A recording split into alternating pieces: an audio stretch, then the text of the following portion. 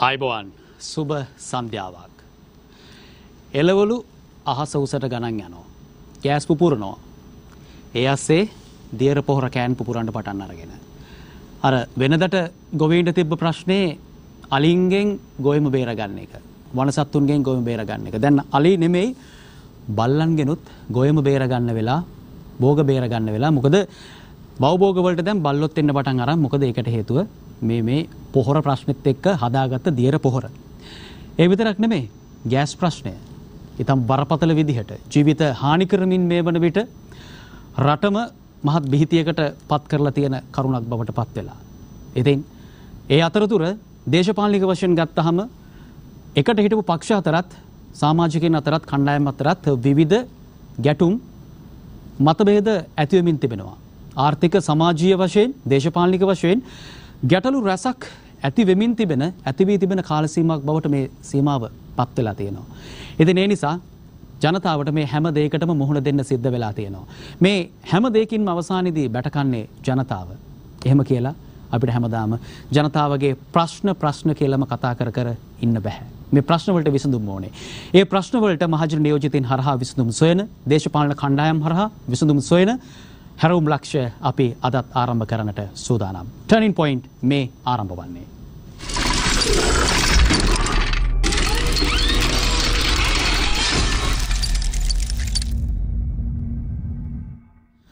හොඳයි. අදත් අපේ ටර්නින් පොයින්ට් ආරම්භ කරන්නට සූදානම්. මම මුලින් අද වැඩසටහන ආරම්භයේදීම සඳහන් කළා වගේ මේ වෙනකොට අපි යන ගමනේ වෙනස්කම් අපිට සිද්ධ කරගන්නට සිදු වෙලා තියෙනවා. රටේ ජනතාව විදිහට අපි විතරක් නෙමෙයි, විශේෂයෙන්ම පාලකීන්, මහජන නියෝජිතයින්, රට කරවන්නන්, පක්ෂ විපක්ෂ නෙමෙයි, මේ හැමදෙනාම එකතු වෙලා මේ නිසි මඟ හොයාගත්තේ නැතිනම් අපිට ලොකු ප්‍රශ්නයකට මුහුණ දෙන්නට සිද්ධ වෙනවා. ඉතින් ඒ නිසා තමයි අපේ හැරවුම් ලක්ෂ්‍ය තුලින්, ටර්නින් පොයින්ට් වැඩසටහන තුලින් ප්‍රශ්න කතා කරනවා, විවේචනයන් සිදු කරනවා. හැබැයි ඒවට පිළිතුරුත් සොයාගෙන යන්නේ. හොඳයි. අපි බලමු අද අපේ ආරාධිත අසුන වෙන්වන්නේ කාටද කියලා. දේශපාලනය පිළිබඳව අපේ රටේ කතා කරන විට, අපේ රටේ දේශපාලන ධාරාව පිළිබඳව කතා කරන විට නවක බිහිවෙන පක්ෂයක්. නමුත් මේ අලුතින් බිහිවන පක්ෂයේ මහ ලොකු අභ්‍යන්තරයක් තිබෙනවා. ඔවුන් බොහෝ කාලයක් තිස්සේ සිට ජනතා විමුක්ති පෙරමුණ සමග එක්වමින් කටයුතු කළ කණ්ඩායමක් ඉන් අනතුරුව වෙන් වෙනවා. වෙන් වෙලා පිහිටව ගන්නවා ඒ කණ්ඩායම පෙරටුගාමී සමාජවාදී පක්ෂය නමින් පක්ෂයක්, කණ්ඩායමක්. මේ කණ්ඩායම පසු කාලීනව ඉතාම ඉක්මනින් ජනතාවගේ සිත් අතරට ප්‍රවිෂ්ඨ වෙනවා. ඔවුන් විවිධ වූ දේවල් සිදු කරනවා. ඒ විවිධ වූ ක්‍රියාකාරකම් තුළ ඇතැම් විට බොහෝ දෙනා විවේචනය කරන වැඩ වර්ජන පිටුපස ඉන්නේ මොවුන් තමයි. ඒ වගේම තමයි යම්කිසි කලකෝලාහලයක් සිදු කරන ඔවුන් පිටුපස ඉන්නවා. මේ උසිගන්වන්නේ පෙරටුගාමීන් ආදී වශයෙන් චෝදනා පවා දිගින් දිගට මෙල්ලුණා. නමුත් රැඩිකල් අදහසක් දරමින් ඔවුන් අමුතුම දේශපාලන ගමන් මගකට ප්‍රවිෂ්ඨ වෙනවා. එහි ප්‍රධානියා අපිත් එක්ක අද දවසේ මේ ටර්නින් පොයින්ට් වැඩසටහනට පැමිණ සිටිනවා. විශේෂයෙන්ම සඳහන් කරන්න අවශ්‍යයි ඔහුගේ දේශපාලන ආගමනය පිළිබඳව කතා කරන්න බොහෝ දේවල් තිබෙනවා. ජනතා විමුක්ති පෙරමුණ මූලික කරගනිමින් ඔහු දේශපාලනයේ ප්‍රවිෂ්ඨ වෙනවා. ශිෂ්‍ය ව්‍යාපාරයන් හරහා ඒ කාලයේදී විවිධ මර්ධනයන්ට හසු වෙනවා. ඉන් අනතුරුව ඔහු එක්වරම රටින් අතුරුදන් වෙනවා. හමු වෙන ඕස්ට්‍රේලියාවෙන් ඉන් අනතුරුව ලංකාවට පැමිණෙනවා. සිරගත වෙනවා. නැවත දේශපාලනයට ප්‍රවිෂ්ඨ වෙනවා. බොහෝ කතා තිබෙනවා ඒ අතරතුර. එහෙමනම් ඒ සියලු දේවල් අපි කතා කරමු. දේශපාලනය අද දවසේ ඔහුගේ කුමක්ද කියන කාරණයක් අපි හොයලා බලමු. පෙරටුගාමී සමාජවාදී පක්ෂයේ ප්‍රධාන ලේකම් කුමාර් ගුණරත්න මහතා. බොහොම ගෞරවයෙන් ඔබ පිළිගන්නවා. ආයුබෝවන්. එහෙමනම් අද ඔහු සමග කතා කරන්න බොහෝ දේවල් තිබෙනවා. මුලින්ම මට ඔබ ආමන්ත්‍රණය කරන හරි නම මොකක්ද කියන එක පිළිබඳ ප්‍රශ්නයක් තියෙන නිසා ඇත්තටම මේ ඔබ මං කවුරු විදිහටද සහෝදරයා කියලා කියන්නද, කුමාර් මහත්තයා කියන්නද, කවුද නම් කරන්නේ? ඉතාම සතුටුයි කුමාර් සහෝදරයා කියනකොට. කුමාර් සහෝදරයා කියනකොට වඩා සතුටුයි. වඩා සතුටුයි. හොඳයි. දැන් මට තවත් තියෙන ප්‍රශ්නයක් තියෙනවා. ඇත්තටම මේ ඔබට මේ මට ලැබිලා තියෙන නම් විදිහට ගන්නකොට නම් 5ක් 6ක් 7ක් විතර ඔබ පාවිච්චි කරලා තියෙනවා. ඔබ මේ බොහෝ නම් භාවිතා කරමින් තිබෙනවා. මට කෙලින්ම කියන්න, මුලින්ම සඳහන් කරන්න ඔබ කවුද? ඔබ කොහෙද හිටියේ? ඔබ වර්තමානයේ මොනවද කරන්නේ? එකක් දැන් මම මුලින්ම ස්තුතිවන්ත වෙන්න ඕන මේ සියත නාලිකාවට පෙරටුගාමී සමාජවාදී පක්ෂ වෙනුවෙන් මේ අවස්ථාව බෙන් කිරීම ගැන. එකක් දැන් මම අපි පෙරටුගාමී සමාජවාදී පක්ෂයේ දේශපාලනය මූලික වශයෙන් වාමාංශික දේශපාලනයක්. අපේ ලංකාවේ සමාජවාදය මූලික කරගනිමින් සමාජවාදය ඉලක්ක කරගත්තු දේශපාලන ව්‍යාපාරයක්. ඒතර අපි කාලයක් තිස්සේ අපේ දේශපාලන ආරම්භය ජනතා විමුක්ති පෙරමුණේ මම පෞද්ගලිකව ගත්ත 1981 වගේ කාලෙක තමයි උසස් පෙළ ශිෂ්‍යයෙක් ඉඳි තමයි මම මේ පක්ෂයට සම්බන්ධ වෙන්නේ. දැන් පටන් අපි ශිෂ්‍ය ව්‍යාපාරයේ විශ්වවිද්‍යාලවල දේශපාලනය කරලා එහෙම තමයි අපි පූර්ණ කාලීන දේශපාලනයට අවතීර්ණ වෙලා. ඉතින් වසර ගණනාවක් වසර 30කට අධික කාලයක් අපි ජනතා විමුක්තියේ දේශපාලනය කළා. ඉතින් ඔබ දන්නවා මේ ඊට පස්සේ තමයි 2011 දී මේ ජනතා විමුක්තියේ ඇතුලේ සිද්ධ වෙච්ච මේ වම දකුණු සංවාදයක්.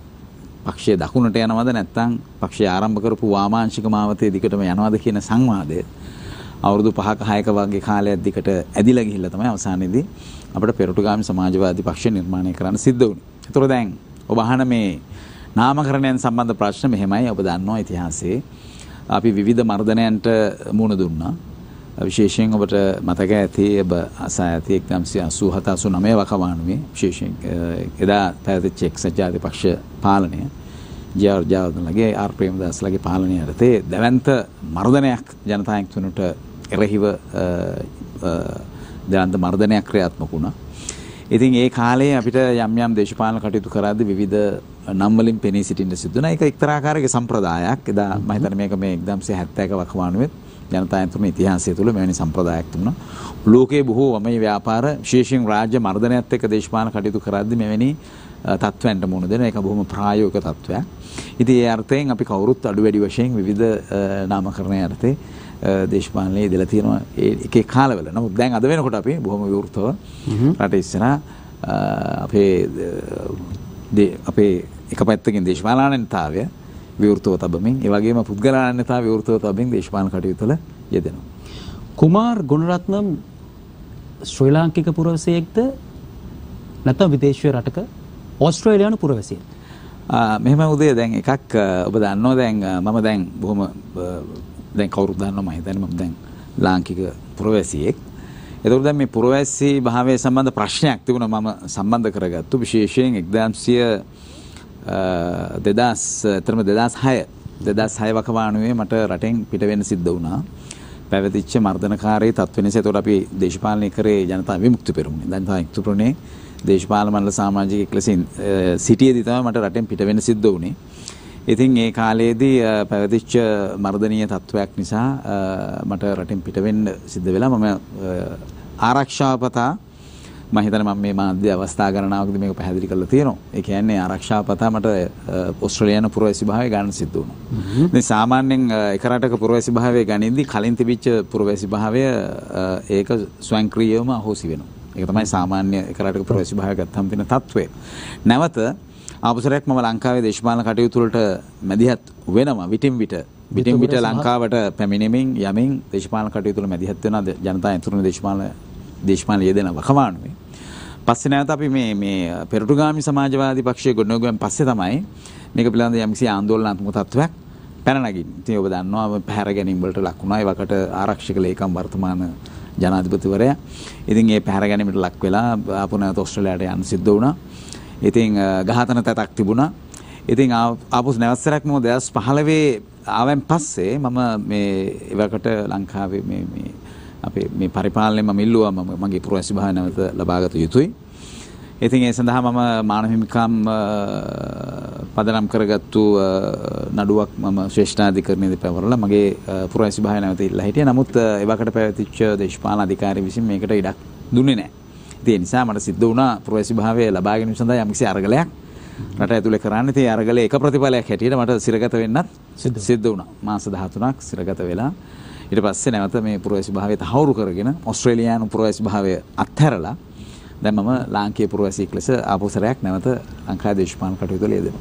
පැහැදිලි ලෙස ද්විත්ව පුරවැසි භාවයක් නෙමෙයි ඔබ ශ්‍රී ලාංකික පුරවැසියෙක් විදිහට නීත්‍යානුකූලව මම ද්විත්ව පුරවැසි භාවය ඉල්ලුම් කරේ නෑ මම කරේ ඕස්ට්‍රේලියානු මම මුලින් ඉල්ලුවෙත් එහෙමයි මම මුලින් 2015 ඇවිල්ලා ඉල්ලුවෙත් මට මොකද එක රටක පුරවැසි භාවය තියෙද්දී මගේ මුල් රටේ පුරවැසි භාවය මට දෙනවයි කියන සහතිකයක් තිබුණොත් විතරයි ඒ රටෙන් මාව මගේ පුරවැසි භාවය අයින් කරන්නේ. නිසා මම කොහොමද ඕස්ට්‍රේලියානු පුරවැසි භාවය අයින් කරගන්න මේ පුරවැසි භාවය සනාථ කරන ලිපිය දෙන්න කියලා. ඉතින් ඒක නොදී තමයි මාස 13ක් කිරේ තියලා පස්සේ අවසානයේදී ඒක ලබා දුන්නේ. ඉතින් ඊට පස්සේ ඕස්ට්‍රේලියානු පුරවැසි භාවය අයින් කළා. දැන් ලංකාවේ පුරවැසියෙක් ලෙස ලංකාවේ ජනතාවත් එක්ක දේශපාලන කටයුතු වල නියැලෙනවා. හොඳයි දැන් ඔබේ ඉතිහාසය මම පොඩ්ඩක් වැඩිපුර සාකච්ඡා කරනවා මේ ප්‍රථම භාගයේදී. මොකද මේ ඉතිහාසය පිළිබඳව කතා කරගෙන එන්න අවශ්‍යයි කියලා මට හිතුණා වර්තමානයේට එන්නට. ඒ නිසා නැතිනම් මේ මම අර අපි පහුගිය දේවල් මැද මේ මඩ ගන්න හදනවා. කවදාවත් අපි මේ වැඩසටහන තුලින් එහෙම කරලා නැහැ. අපි කරන්නේ නැහැ. ජනතාව විදිහට ඔබ දන්නවා.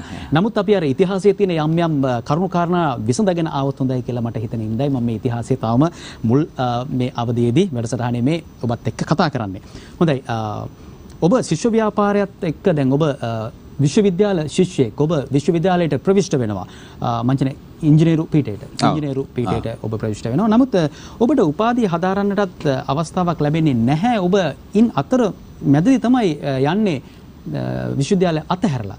ඒක හරිද මම?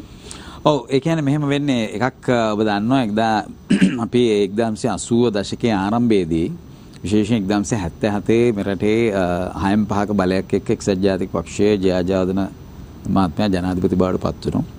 එක්සත් ජාතික පක්ෂයට 6.5ක බලයක් ලැබෙනවා.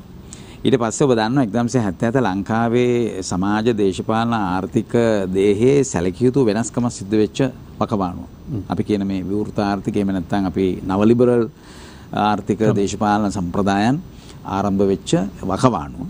එනිසා ඒක සිද්ධ වුණේ ඊට කලින් තිබිච්ච රාජ්‍ය ඒකාධිකාරී මේ රජයේ මුල් කරගත්තු ආර්ථික ක්‍රමයක් වෙනුවට පෞද්ගලික අංශය ශක්තිමත් කරමින් යන ගමන. ඉතින් ඒක ඇතුලේ අපි දැකපු දේ තමයි ඒකෙදි ගොඩක් රටේ වැඩ කරන ජනතාවට කම්කරු පන්තියට ශිෂ්‍ය ව්‍යාපාරයට අධ්‍යාපනයේ සෞඛ්‍ය වගේ ක්ෂේත්‍රවල බරපතල පීඩනයක් ගෙන දුණු වකවානුව. එනිසා ඔබ දන්නා 1980 ජූලි වැඩ වර්ජනය එතකොට ලක්ෂයකට අධික පිරිසකට රැකියාව හිමි වුණා. ඝාතන සිද්ධ වුණා, මර්ධනය ගෙනාවා. ඉතින් මේ දේශපාලන සංස්කෘතියම තීරණාත්මක වෙනස්කම් හැරවුම් ලක්ෂයක් සනිටුහන් වෙච්ච කාලයක්. ඒ නිසා ශිෂ්‍ය ව්‍යාපාරය තුලත් 1981 අධ්‍යාපන දවල පත්‍රිකාව හරහා මේ අද මේ වර්තමාන පාලනය පවා මේ වර්තමාන රාජපක්ෂ පාලනයත් මේ අධ්‍යාපනය පෞද්ගලීකරණය කරන්න සෞඛ්‍ය තවදුරටත් පෞද්ගලීකරණය කරන්න විකුණන්න ඒ රාජ්‍යයේ සේවාවක් ලෙස පවත්වාගෙන යාම තවදුරටත් අවම කරන්න මේ දරන උත්සාහයේ ආරම්භය තියෙන්නේ එදා. එනිසා එදා ශිෂ්‍ය මේ අධ්‍යාපනය පෞද්ගලීකරණය කිරීමේ දවල පත්‍රිකාවක් ගැන 1981 මේ විදිහටම පාසල් පද්ධතිය විශ්වවිද්‍යාල පද්ධතිය ක්‍රමානුකූලව මුදල් බලයට යට කරන්. ඉතින් ඊට එරෙහි අරගලයක් තිබුණා. ඊට එරෙහි අරගලයක් පැන නැගුණා. ඉතින් ඔබ දන්නවා ඉතින් ඒ අරගලවල අපි ඒකට මැදිහත් වුණා. පාසල් ශිෂ්‍යවල ලෙස ඉඳද්දි ඊට පස්සේ විශ්වවිද්‍යාල ශිෂ්‍යවල ලෙස ඉඳද්දි ඒ එක්කම ඔබ දන්නවා අපේ රටේ ජාතික ප්‍රශ්න වෙන තලයකට ගියා. ඒ නිසා උතුරේ මොකද ජාතිවාදය දේශපාලන වැඩපිළිවෙලක් බවට ජයජාවදන පාලනය තුළ ජාතිවාදය දේශපාලන වැඩපිළිවෙලක් ලෙස ඉස්සරහට ගෙනාවා. 80 සංවර්ධන සභා ඡන්දය කොල්ලේගෙන බහලා තියෙනවා. උතුරේ ඡන්ද පෙට්ටි ගිනි තැබීම් පුස්තකාල ගිනි තැබීම් ගැන අපි අහලා තියෙනවා. මේවත් එක්ක ජාතික ප්‍රශ්නේ වෙන තලයකට එසවුණා. ඒක සන්නද්ධ ක්‍රියාකාරීත්වය වර්ධනය වුණා. විශේෂයෙන් ඒ වකවානුව. ඒ නිසා ජාතික ප්‍රශ්න විසින් මතුවෙච්ච තත්ත්වය නිසා අර ප්‍රජාතන්ත්‍ර විරෝධී මර්ධනකාරී පාලනයක් මේ අද අපි මේ අත්දැකීමින් ඉන්න මේ රාජපක්ෂ පාලනය යටතේ තියෙන එහි ආරම්භය එතන තියෙන්නේ. ඉතින් ඒ අවස්ථාව ආවා. ඉතින් ඒකත් එක්ක අපි දන්නවා 78 ත්‍රස්තවාදී මර්ධන 50 මේ වගේ විශේෂ මර්ධනාන 50 ගෙන අපු කාලයක්. ඒතර මේකට එරෙහිව දේශපාලනයේ යෙදුණු අපි ජනතා එක්තුරුනේ දේශපාලනයේ යෙදුණු අපිට අධ්‍යාපනය නැත්නම් උපාධිය වගේ දේවල් මුල් කරගෙන දේශපාලන කටයුතු කරන්න පුළුවන් තත්ත්වයක් තිබුණේ නැහැ. ඒ නිසා අපිට ඊට එරෙහි ජනතාවගේ අයිතීන් ශිෂ්‍ය ව්‍යාපාරයේ අයිතීන් අධ්‍යාපනයේ අයිතීන් වෙනුවෙන් සටන් කිරීමේ පසුබිමක් නිර්මාණය වෙලා තිබුණා. හොඳයි. ඔබ සඳහන් කරන්නේ දැන් ඒ කාලේ තිබුණු ඒ මර්ධනයට ඒ කාලේ තිබුණු පීඩනයට උත්තරයක් හොයාගෙන ජනතා විමුක්ති පෙරමුණ ඇතුළු කණ්ඩායම එළියට එනවා. ඔබතුමන්ලා පෙරමුණ අරගන්නවා. ඒ කටයුතු කරනවා. මේ පෙරමුණ අරගෙන කටයුතු කරනකොට ඔබ මේ සන්නද්ධ කටයුත්තක් පිළිබඳව කතා කරා. දැන් මේ සන්නද්ධ යම් සිදුවීම් සන්නද්ධ කණ්ඩායම් බිහි වුණු කතාවක් ගැන. දැන් එතකොට ඔබ පිළිබඳව කතා කරනකොට ඔබ ඉතිහාසය පිළිබඳව සොයාගෙන යනකොට ඔබ පුපුරණ ද්‍රව්‍ය පිළිබඳව ගිනියාව පිළිබඳව විශේෂඥයෙක්ද? එහෙම උනේ කොහොමද? ශිෂ්‍ය ව්‍යාපාරයක් කරහා ඔබ අරගලය දිනා ගන්නට ශිෂ්‍යයන්ගේ තියෙන අයිතිවාසිකම් දිනා ගන්නට එන ගමනේදී ඔබ කොහොමද යම්කිසි කණ්ඩායමක පුපුරණ ද්‍රව්‍ය පිළිබඳව ගිනියාව පිළිබඳව විශේෂඥයෙක් වෙන්නේ? කොහොමද එතෙන්ට ඇදගෙන යන්නේ? උදේ මමත් දැකලා තියෙනවා සමහර මාධ්‍යවල සමහර අවස්ථාවල මෙවැනි දේවල් මමත් කියවලා තියෙනවා. ඉතින් මම ඉතින් ඇත්තටම ගත්තොත් මම එවැනි විශේෂඥයෙක් නෙවෙයි. පළවෙනි කාරණේ ඉස්සෙල්ලා මේක නිවැරදි කරන්න ඕන. දෙවෙනි කාරණය දැන් එකක් තමයි මේක අපේ මේ පැත්ත බැලුවොත්. ඒ කියන්නේ විශේෂයෙන් 1977 පස්සේ ආපු මේ එක්සත් ජාතික පක්ෂ පාලනය අර මම ඉස්සෙල්ලා කිව්වා වගේ ව්‍යවස්ථානුකූල ඒකාධිපතිත්වයක් තහවුරු කරන ඔබ දන්නවනේ 1978 ජනතාවගේ විමසීමකින් තොරව තමයි ජනාධිපති ධූරයක් හඳුන්ලා දෙන්නේ. 6/5ක පාර්ලිමේන්තු බලය තමුන්ගේ පාක්ෂික පාර්ලිමේන්තු මන්ත්‍රීවරුන්ගේ ඉල්ලා අස්වීමේ ලිපි සාක්ෂි දාගෙන තමයි ඔවුන්ව බියවද්දමින් තමයි දේශපාලනය කරේ ජයජයවදන පාලනය. එතකොට මම කිව්වා එක පැත්තකින් මේ ජාතික ප්‍රශ්නය ඒක වෙන සන්නද්ධ ක්‍රියාකාරීත්වයකට ගියා. ඒ මේ සියල්ලම දඩමීමා කරගනිමින් දැවැන්ත මර්ධනයක් සමාජ මත මුදා හැරියා. 83 කළු ජූලිය තනිකර ආණ්ඩුවේ නිර්මාණයක්. ජේ.ආර්. ජයවර්ධනලාගේ සිරිල් මැතිවුලාගේ නිර්මාණය. එතකොට මේ වැනි තත්ත්වයක් ප්‍රජාතන්ත්‍ර විරෝධී තත්ත්වයක් තියෙද්දි තමයි ජනතායුක්තපුරණ බොහොම ප්‍රජාතන්ත්‍රවාදී දේශපාලනික නියැලෙච්ච ජනතායුක්තපුරණ තහනම් කරන්නේ. තාම අසාධාරණ විදිහට ප්‍රජාතන්ත්‍ර විරෝධී විදිහට නීති විරෝධී විදිහට. එතකොට ඇත්තටම ගත්තොත් ඒක සිද්ධ වෙන්නේ දැන් 1982 ජනාධිපතිවරණයේ තියෙනවා. ජනාධිපතිවරණයේදී අපේ පක්ෂ නිර්මාතෘ රෝහණ විජේවීර සහෝදරයා ජනාධිපතිතුමන්ට ඉදිරිපත් වෙනවා. ඉතින් මේ දීලා තියෙන ප්‍රජාතන්ත්‍රවාදී ඉඩකඩේ ඉතින් 105කට ආසන්න ඡන්ද ප්‍රමාණයකුත් පළවෙනි අවස්ථාවේදීම ලබා ගත්තා. ඉතින් මම හිතන්නේ මේක ගැන මේගොල්ලෝ ටිකක් කලබල වුණා. මේ වාමංශික ව්‍යාපාරයක් ලෙස මේක ඉදිරියට එන එක. මොකද එදා රෝහණ විජේවීර සහෝදරයා බොහොම පැහැදිලිව සමාජවාදී ප්‍රතිපත්ති ගැන සාකච්ඡා කරමින් සමාජවාදයේ ගොඩනැගීම් සඳහා ප්‍රතිපත්ති ප්‍රකාශන ඉදිරිපත් කරමින් රටේ ආර්ථිකය අනිකුත් දේශපාලන තන්ත්‍රයේ කොහොමද සමාජවාදී පාලනයකට ගොඩනගෙන්නේ කියන ඒ වැඩපිළිවෙල ඉදිරිපත් කරමින් තමයි ඡන්දය ඉල්ලුවේ ජනතාවගෙන්. මේ තියෙන දීලා තියෙන ප්‍රජාතන්ත්‍රවාදී රාමුව ඇතුලේ. ඉතින් ඒකත් එක්ක තමයි මේගොල්ලෝ කලබල වුණේ. ඉතින් කිසිදු හේතුවක් නැති කිසිදු සාධාරණ පදනමක් නැතුව කිසිදු සාක්ෂියක් නොමැතිව මේ කළු ජූලියට සම්බන්ධ වුණායි කියලා. මේ කළු ජූලිය නිර්මාණය කරේ ජේ.ආර්. ජයවර්ධනලා සිරිල් මැතිවුලා ප්‍රේමදාසලා. නමුත් මේගොල්ලෝ නිර්මාණය කරපු මේ කළු ජූලිය ඒගොල්ලන්ගේ දේශපාලන අවශ්‍යතාව සඳහා ඉතින් ඒක අවසානයේදී එහි වග උත්තරකරුවන් කළ ජනතායුක්තරුන් ඊට පස්සේ කාලේ නවසම සමාජ පක්ෂ වගේව තහනම් කරලා ඊටාම අසාධාරණ විදිහට තහනම් කරා. අපි තහනම් ඉවත් කර ගැනීම සඳහා ශාල ප්‍රයත්නයක් දරුවා. ඒකට අධිකරණයේ සහාය පැතුවා. වෙනත් දේශපාලන පක්ෂත් එක්ක සාකච්ඡා කළා. නමුත් විටෙන් විට අත්තරණු ගැනීම අත්තරණු අපේ පක්ෂයේ පූර්ණ කාලම වැඩ කරපු සහෝදරු ඝාතනය කිරීම, රෝණ සහෝදරයා, උපතිස්ස ගමනායක සහෝදරයා වගේ අයගේ හිසට නිශ්චිත මිල ගණන් නියම කිරීම, ඒවා රට පුරා ඒවා ප්‍රචාරය කිරීම, මේ වගේ දේවල් තිබුණා. ඒකත් එක්ක තමයි මේ මර්ධනයට එරෙහිව වෙච්ච නැගී සිටීමත් එක්ක තමයි අපි අර 87 89 වකවානුවේ මතුවෙච්ච ඒ සන්නද්ධ ක්‍රියාකාරීත්වය අපි දකින්නේ. විශේෂයෙන් රටේ ජනතාවට එරෙහිව ඉන්දියානු හමුදාවක් ගෙනල්ලා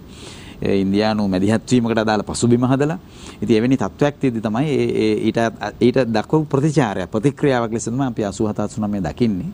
ඒ නිසා ඒක එක්තරා ආකාරයකට සාදයක් නෙවෙයි, ඒක යුදමය තත්වයක්. ඉතින් ඒකත් එක්ක ගොඩනැගුණු සංකීර්ණ වටපිටාවක් තියෙනවා. මම හිතන්නේ අපි සියලු දෙනාම දේශපාලනය කරද්දී ඒ කාලේ ඉතින් මේ මර්ධනයත් එක්ක ගැටෙමින් තමයි අපිට දේශපාලනය කරන්න සිද්ධ වුනේ. එතකොට දේශප්‍රේමී ජනතා ව්‍යාපාරය. දේශප්‍රේමී ජනතා ව්‍යාපාරය කියන මේ ව්‍යාපාරයට ඔබ නායකත්වය දෙනවද? ඒ කොහොමද හැසිරෙන්නේ? ඒ කොහොමද ওই දේශපාලන ධාරාවේ සහ ඒ පැවතුණු තත්ත්වයන්ට මුහුණ දෙන්නේ? අතරම ගත්තොත් මෙහෙමයි. දැන් ජනතා විමුක්ති පෙරමුණ තහනම යටතේ නැවත ප්‍රතිසංවිධානය වෙලා ආපු සැරයක් දේශපාලන කටයුතු කරද්දී ජනතාව විශේෂයෙන් මේ මතුවෙච්ච මේ ඉන්දියානු මැදිහත්වීම, ඉන්දියානු ආක්‍රමණයක ස්වරූපයෙන් සිද්ධ වෙච්ච මැදිහත්වීම ඔබ දන්නවා. ඒක මුලින්ම සිද්ධ වුණේ රටේ ජාතික ප්‍රශ්නය විශේෂයෙන් උතුරේ මතුවෙච්ච සන්නද්ධ ක්‍රියාකාරීත්වයත් එක්ක ඉන්දියානු මැදිහත්වීම බොහොම සමීප මැදිහත්වීමක් තියෙනවා. විශේෂයෙන් ඉන්දියාවේ තමයි දකුණු ඉන්දියාවේ තමයි ගොඩක් කලකට මේ පුහුණු කටයුතු වල මේ සිද්ධ වුණේ. ඒකට එවකට ඉන්දියාවේ හිටපු නායිකා ඉන්දිරා ගාන්ධි, පසු කාලීනව රජීව් ගාන්ධි මේගොල්ලෝ මේ රෝස් සංවිධානය හරහා මෙතන මේ රටේ මේ කලාපීය දේශපාලනට විශේෂයෙන් රටේ තිබිච්ච දේශපාලන තත්වයට මැදිහත් වුණා. දැන් අදත් අපි දකින්නෝනේ, දැන් අදත් අපි දකින්න චීන මැදිහත් වීම, ඉන්දියානු මැදිහත් වීම, එක්සත් ජනපද මැදිහත් වීම, ත්‍රිකුණාමල තෙල් ටැංකි සම්බන්ධ සාකච්ඡා බටහිර ජැටිය අදානි සමාගමට දුන්න විස්තර මේ මැදිහත් වීම ඒ කාලෙත් තිබුණා.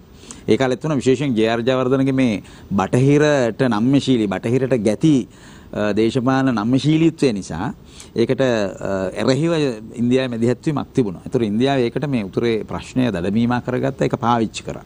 ඒක ලංකාවේ රජයට එරෙහිව පාවිච්චි වුණා. ඒකේ ප්‍රතිඵලයක් ලෙස තමයි ඉන්දියානු හමුදාව ඇවිල්ලා ඒක යම්සි ආකාරයක ලංකාවේ පැවැත්ම සම්බන්ධ අභියෝගයක් මතුවෙන්නේ. ඒකත් එක තමයි මේ දේශප්‍රේමී ජනතා ව්‍යාපාරය කියන බහුජන ව්‍යාපාරය ගොඩනැගීම. ඒකේ විවිධ දේශපාලන කණ්ඩායම් විවිධ දේශපාලන පක්ෂවලට සම්බන්ධ වෙච්ච පිරිස් විශේෂයෙන් ශ්‍රී ලංකා නිදහස් පක්ෂයට සම්බන්ධ වෙච්ච පිරිස් සමහර බහුජන නායකින් මේ සම්බන්ධ වෙනවා. ඒතර ඒක බහුජන ව්‍යාපාරයක්. ඒක එදා ඒ පැවතිච්ච ඉන්දියානු ආක්‍රමණයට සහ මේ ජේ.ආර්. ජයවර්ධනගේ එක්සත් ජාතික පක්ෂ ප්‍රජාතන්ත්‍ර විරෝධී පාලනයට එරෙහිව මතුවෙච්ච පළාල් බහුජන ව්‍යාපාරයක්. ඒකට නායකත්ව දුන්නේ ජනතා විමුක්ති පෙරමුණ. හරි. එතකොට තව තියෙන කාරණයක්. දැන් ඔබ දැන් මේ ඉන්දිය මැදිහත් වීමට මේ ඉන්දිය ආක්‍රමණය කියන වචනයක් පාවිච්චි කරනවා. මේ ඉන්දිය මැදිහත් වීමට ඔබ ඇතුළු කණ්ඩායම බරපතල ලෙස ප්‍රබල ලෙස විරෝධය පළ කරනවා. දැඩි ප්‍රතිවිරෝධයක් පළ කරනවා. ඒ නිසාද මේ ත්‍රිකුණාමලයේදී ඉන්දියන් හමුදාවට ගහන්නේ. ඊට පස්සේ ඉන්දියන් හමුදාවට ත්‍රිකුණාමලයේදී මට ලැබෙන තොරතුරුත් එක්ක නම් ත්‍රිකුණාමලයේදී තමයි පහර දීමක් සිද්ධ වෙන්නේ. ඉන් අනතුරුව පල්ලකැලේ හමුදා කඳවුරට පහර දීමක් සිද්ධ වෙන්නේ. ඔබට ඒ නායකත්වය ලබා දුන්නා. දැන් මෙහෙමයි උදේ දැන් මම මුලින් කිව්වා වගේම දැන් ඒ වකවානුව මර්ධනයකට එරෙහිව නැගී සිටපු මර්ධනයට එරෙහිව ජනතාවගේ ප්‍රජාතාන්ත්‍රීය අයිතීන් වෙනුවෙන් දේශපාලනය කරපු වකවානුව. මර්ධනයට එරෙහිව ජනතාවගේ අනෙකුත් ආර්ථික සමාජීය අයිතීන් වෙනුවෙන් දේශපාලනය කරපු වකවානුව. ඒතර මේ දේශපාලනය කරන්න නීතිමය ඊට ප්‍රස්තාව තිබුණේ නැහැ. මොකද නීතිමය වශයෙන් තහනම් කළා. මර්ධනය කළා. සිරගත කිරීම. ත්‍රස්තවාදී මර්ධන පනත හදිසි නීතිය මේ වගේ දේවල් පාවිච්චි කරගනිමින් බරපතල මර්ධනයක් දියත් කළ තුණු වෙලා. නිල හමුදා නිල පොලිසියේ යාන්ත්‍රණයට එහා ගිය පැරාමිලිටරි ඒ කියන්නේ වෙනත් සන්නද්ධ කණ්ඩායම් නිර්මාණය කළ ඒවා හරහා මේ මර්ධනය ක්‍රියාත්මක කරපු වකවානුව. මේ සුදු වෑන් සංස්කෘතිය අරෝමය මේවා බරපතල ලෙස තිබුණු කාලයක්. එතකොට ඒ වකවානුවේ දෙයකට එරෙහිව දේශපාලනය කරද්දී ජනතාවගේ අයිතිවාසිකම් වලින් දේශපාලනය කරද්දී විශේෂයෙන් මේ ඉන්දියානු බලහත්කාරී මැදිහත් වීමට එරෙහිව දේශපාලනය කරද්දී ඒක එක්තරා ආකාරයක මේ සන්නද්ධ ක්‍රියාකාරීත්වයක් ඒකේ තිබුණා. ඒතර ඒකත් එක්ක මතුවෙච්ච තත්වයන් තමයි ඔය විවිධ අවස්ථාවලදී වාර්තා වන්නේ. ඉතින් ඒකෙදී මේ ඒ ගැටීම් වලදී ඉන්දියානු හමුදාවත් එක්කත් ගැටුණා. ඊට පස්සේ වෙනත් මර්ධන යන්ත්‍රයන් එක්ක ගැටිච්ච තත්වයක් තිබුණා. මම හිතන්නේ ඒක පළල් සිදුවීම් පෙළක් දීර්ඝ කාලෙම ඇදිච්ච සිදුවීම් පෙළක්. ඉතින් හැම එකේදීම මම හිතන්නේ දේශපාලනය කරපු හැම කෙනාටම මේවා වගකීම් ගන්න සිද්ධ වුණා. හොඳයි. දැන් මම මේ ඉතිහාසය සහ මේ අතීතයේ කරුණු කාරණා සාකච්ඡා කිරීමේදී මේ ඒ සම්බන්ධයෙන් යන්න බලාපොරොත්තු වෙන අන්තිම ප්‍රශ්නය. ඉන්න අනතුරු අපි මැද හරියදී මේ සම්බන්ධයෙන් තවදුරටත් මතු වුණොත් යම් දේවල් සාකච්ඡා කරමු. මගේ මේ ඉතිහාසය සම්බන්ධයෙන් ඔබතුමන්ලගේ කතා කරනකොට අතීතයේ ඊටම බරපතල වූ චෝදනා ගණනාවක් එල්ල වෙනවා. ජනතා විමුක්ති පෙරමුණ සහ ඔබතුමන්ලා ඒ දැන් වර්තමානයේ කැඩිලා ඉන්න කණ්ඩායමත් ජනතා විමුක්ති පෙරමුණෙන් බිහි වෙන කණ්ඩායමක්. දැන් මිනිස්සු මේ අදටත් බයක් තියෙනවා ජනතාව අතර. දැන් ඡන්දෙ දෙන්න ගියාට පස්සේ මැතිවරණයකදී සමහර ලාවට ලැබෙන මහා විශාල අවාසියක් වන්නට පුළුවන් වමේ කණ්ඩායම් වලට මෙන්න මේ ජනතාව අතරට ගිය බය ටයර් සෑයවල් එතකොට චිට් එකට කඩවල් වහන් ආදී ලොකු මර්ධනයක් ලොකු ප්‍රශ්නයක් ජනතාවට තිබුණා. මේ පිළිබඳව ස්වයං විවේචනයක් පැහැදිලිවම නැද්ද මේ ඉතිහාසයේ සිද්ධ වෙච්ච දේවල් පිළිබඳව?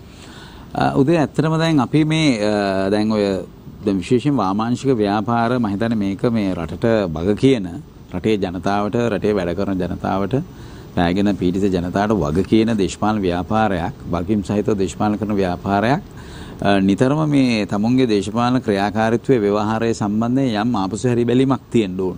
යම් ස්වයං විවේචනයක් තියෙනවා. අපි ඒක ඒ සම්ප්‍රදාය අපි බොහොම බරපතල ලෙස පිළිගන්න ව්‍යාපාරයක්.